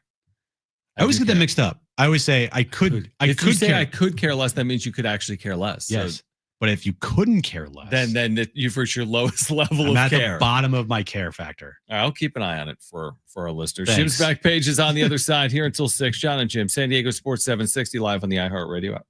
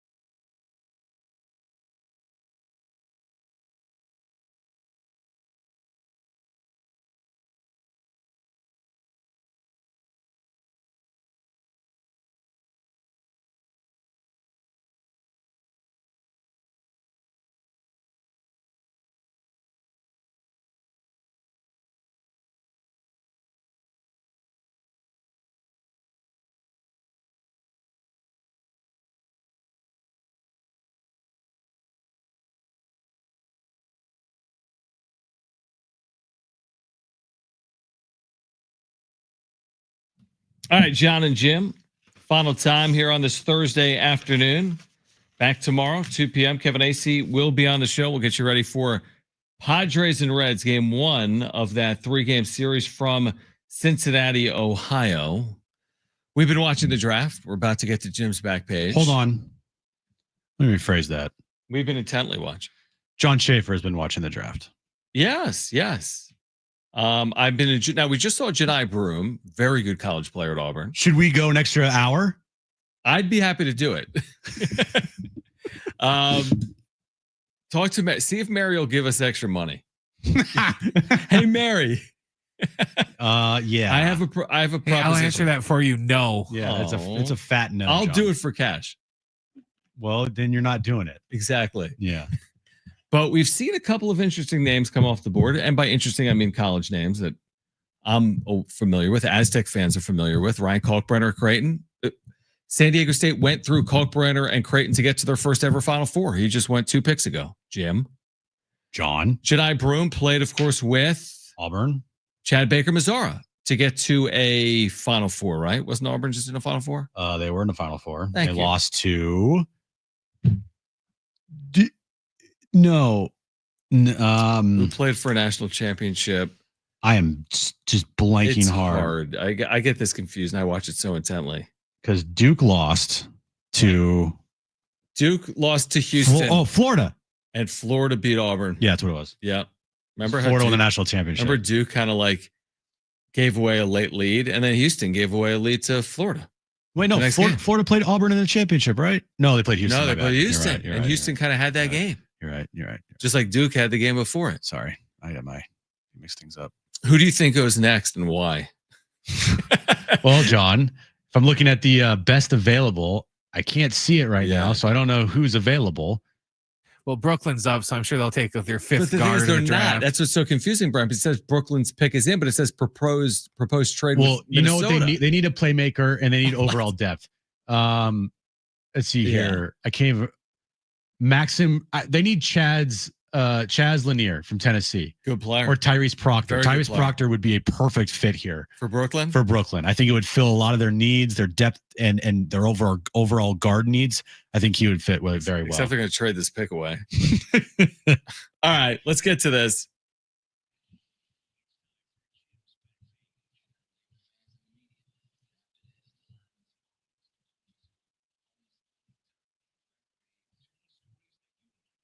No, Adu Tiro from Arkansas. I don't know if you said that right. I probably didn't. What's his name? It's Thero. Oh, Adu Thero. Yeah, I still don't even know if you got it right. But okay. He did. That was right. Sonic, John, is releasing a new pickled flavored burger, fries, and slushies. Oh, wow. Sonic that sounds terrible. The burger might be all right. Hey, they might be a sponsor or something on this. It sounds good. Sounds good. It sounds really good. To me, it's not my taste. Sonic Drive-In has partnered with Grillo's Pickles. They're very good pickles. We get them all the time at Bonnie's in Coronado. Okay. And they are going to launch an all-new limited-time meal called the Big Deal Meal. Big Dill Meal. I like that. The Big Dill Meal. Like it. Say that 3 times fast. Packed with bold pickle-inspired flavor.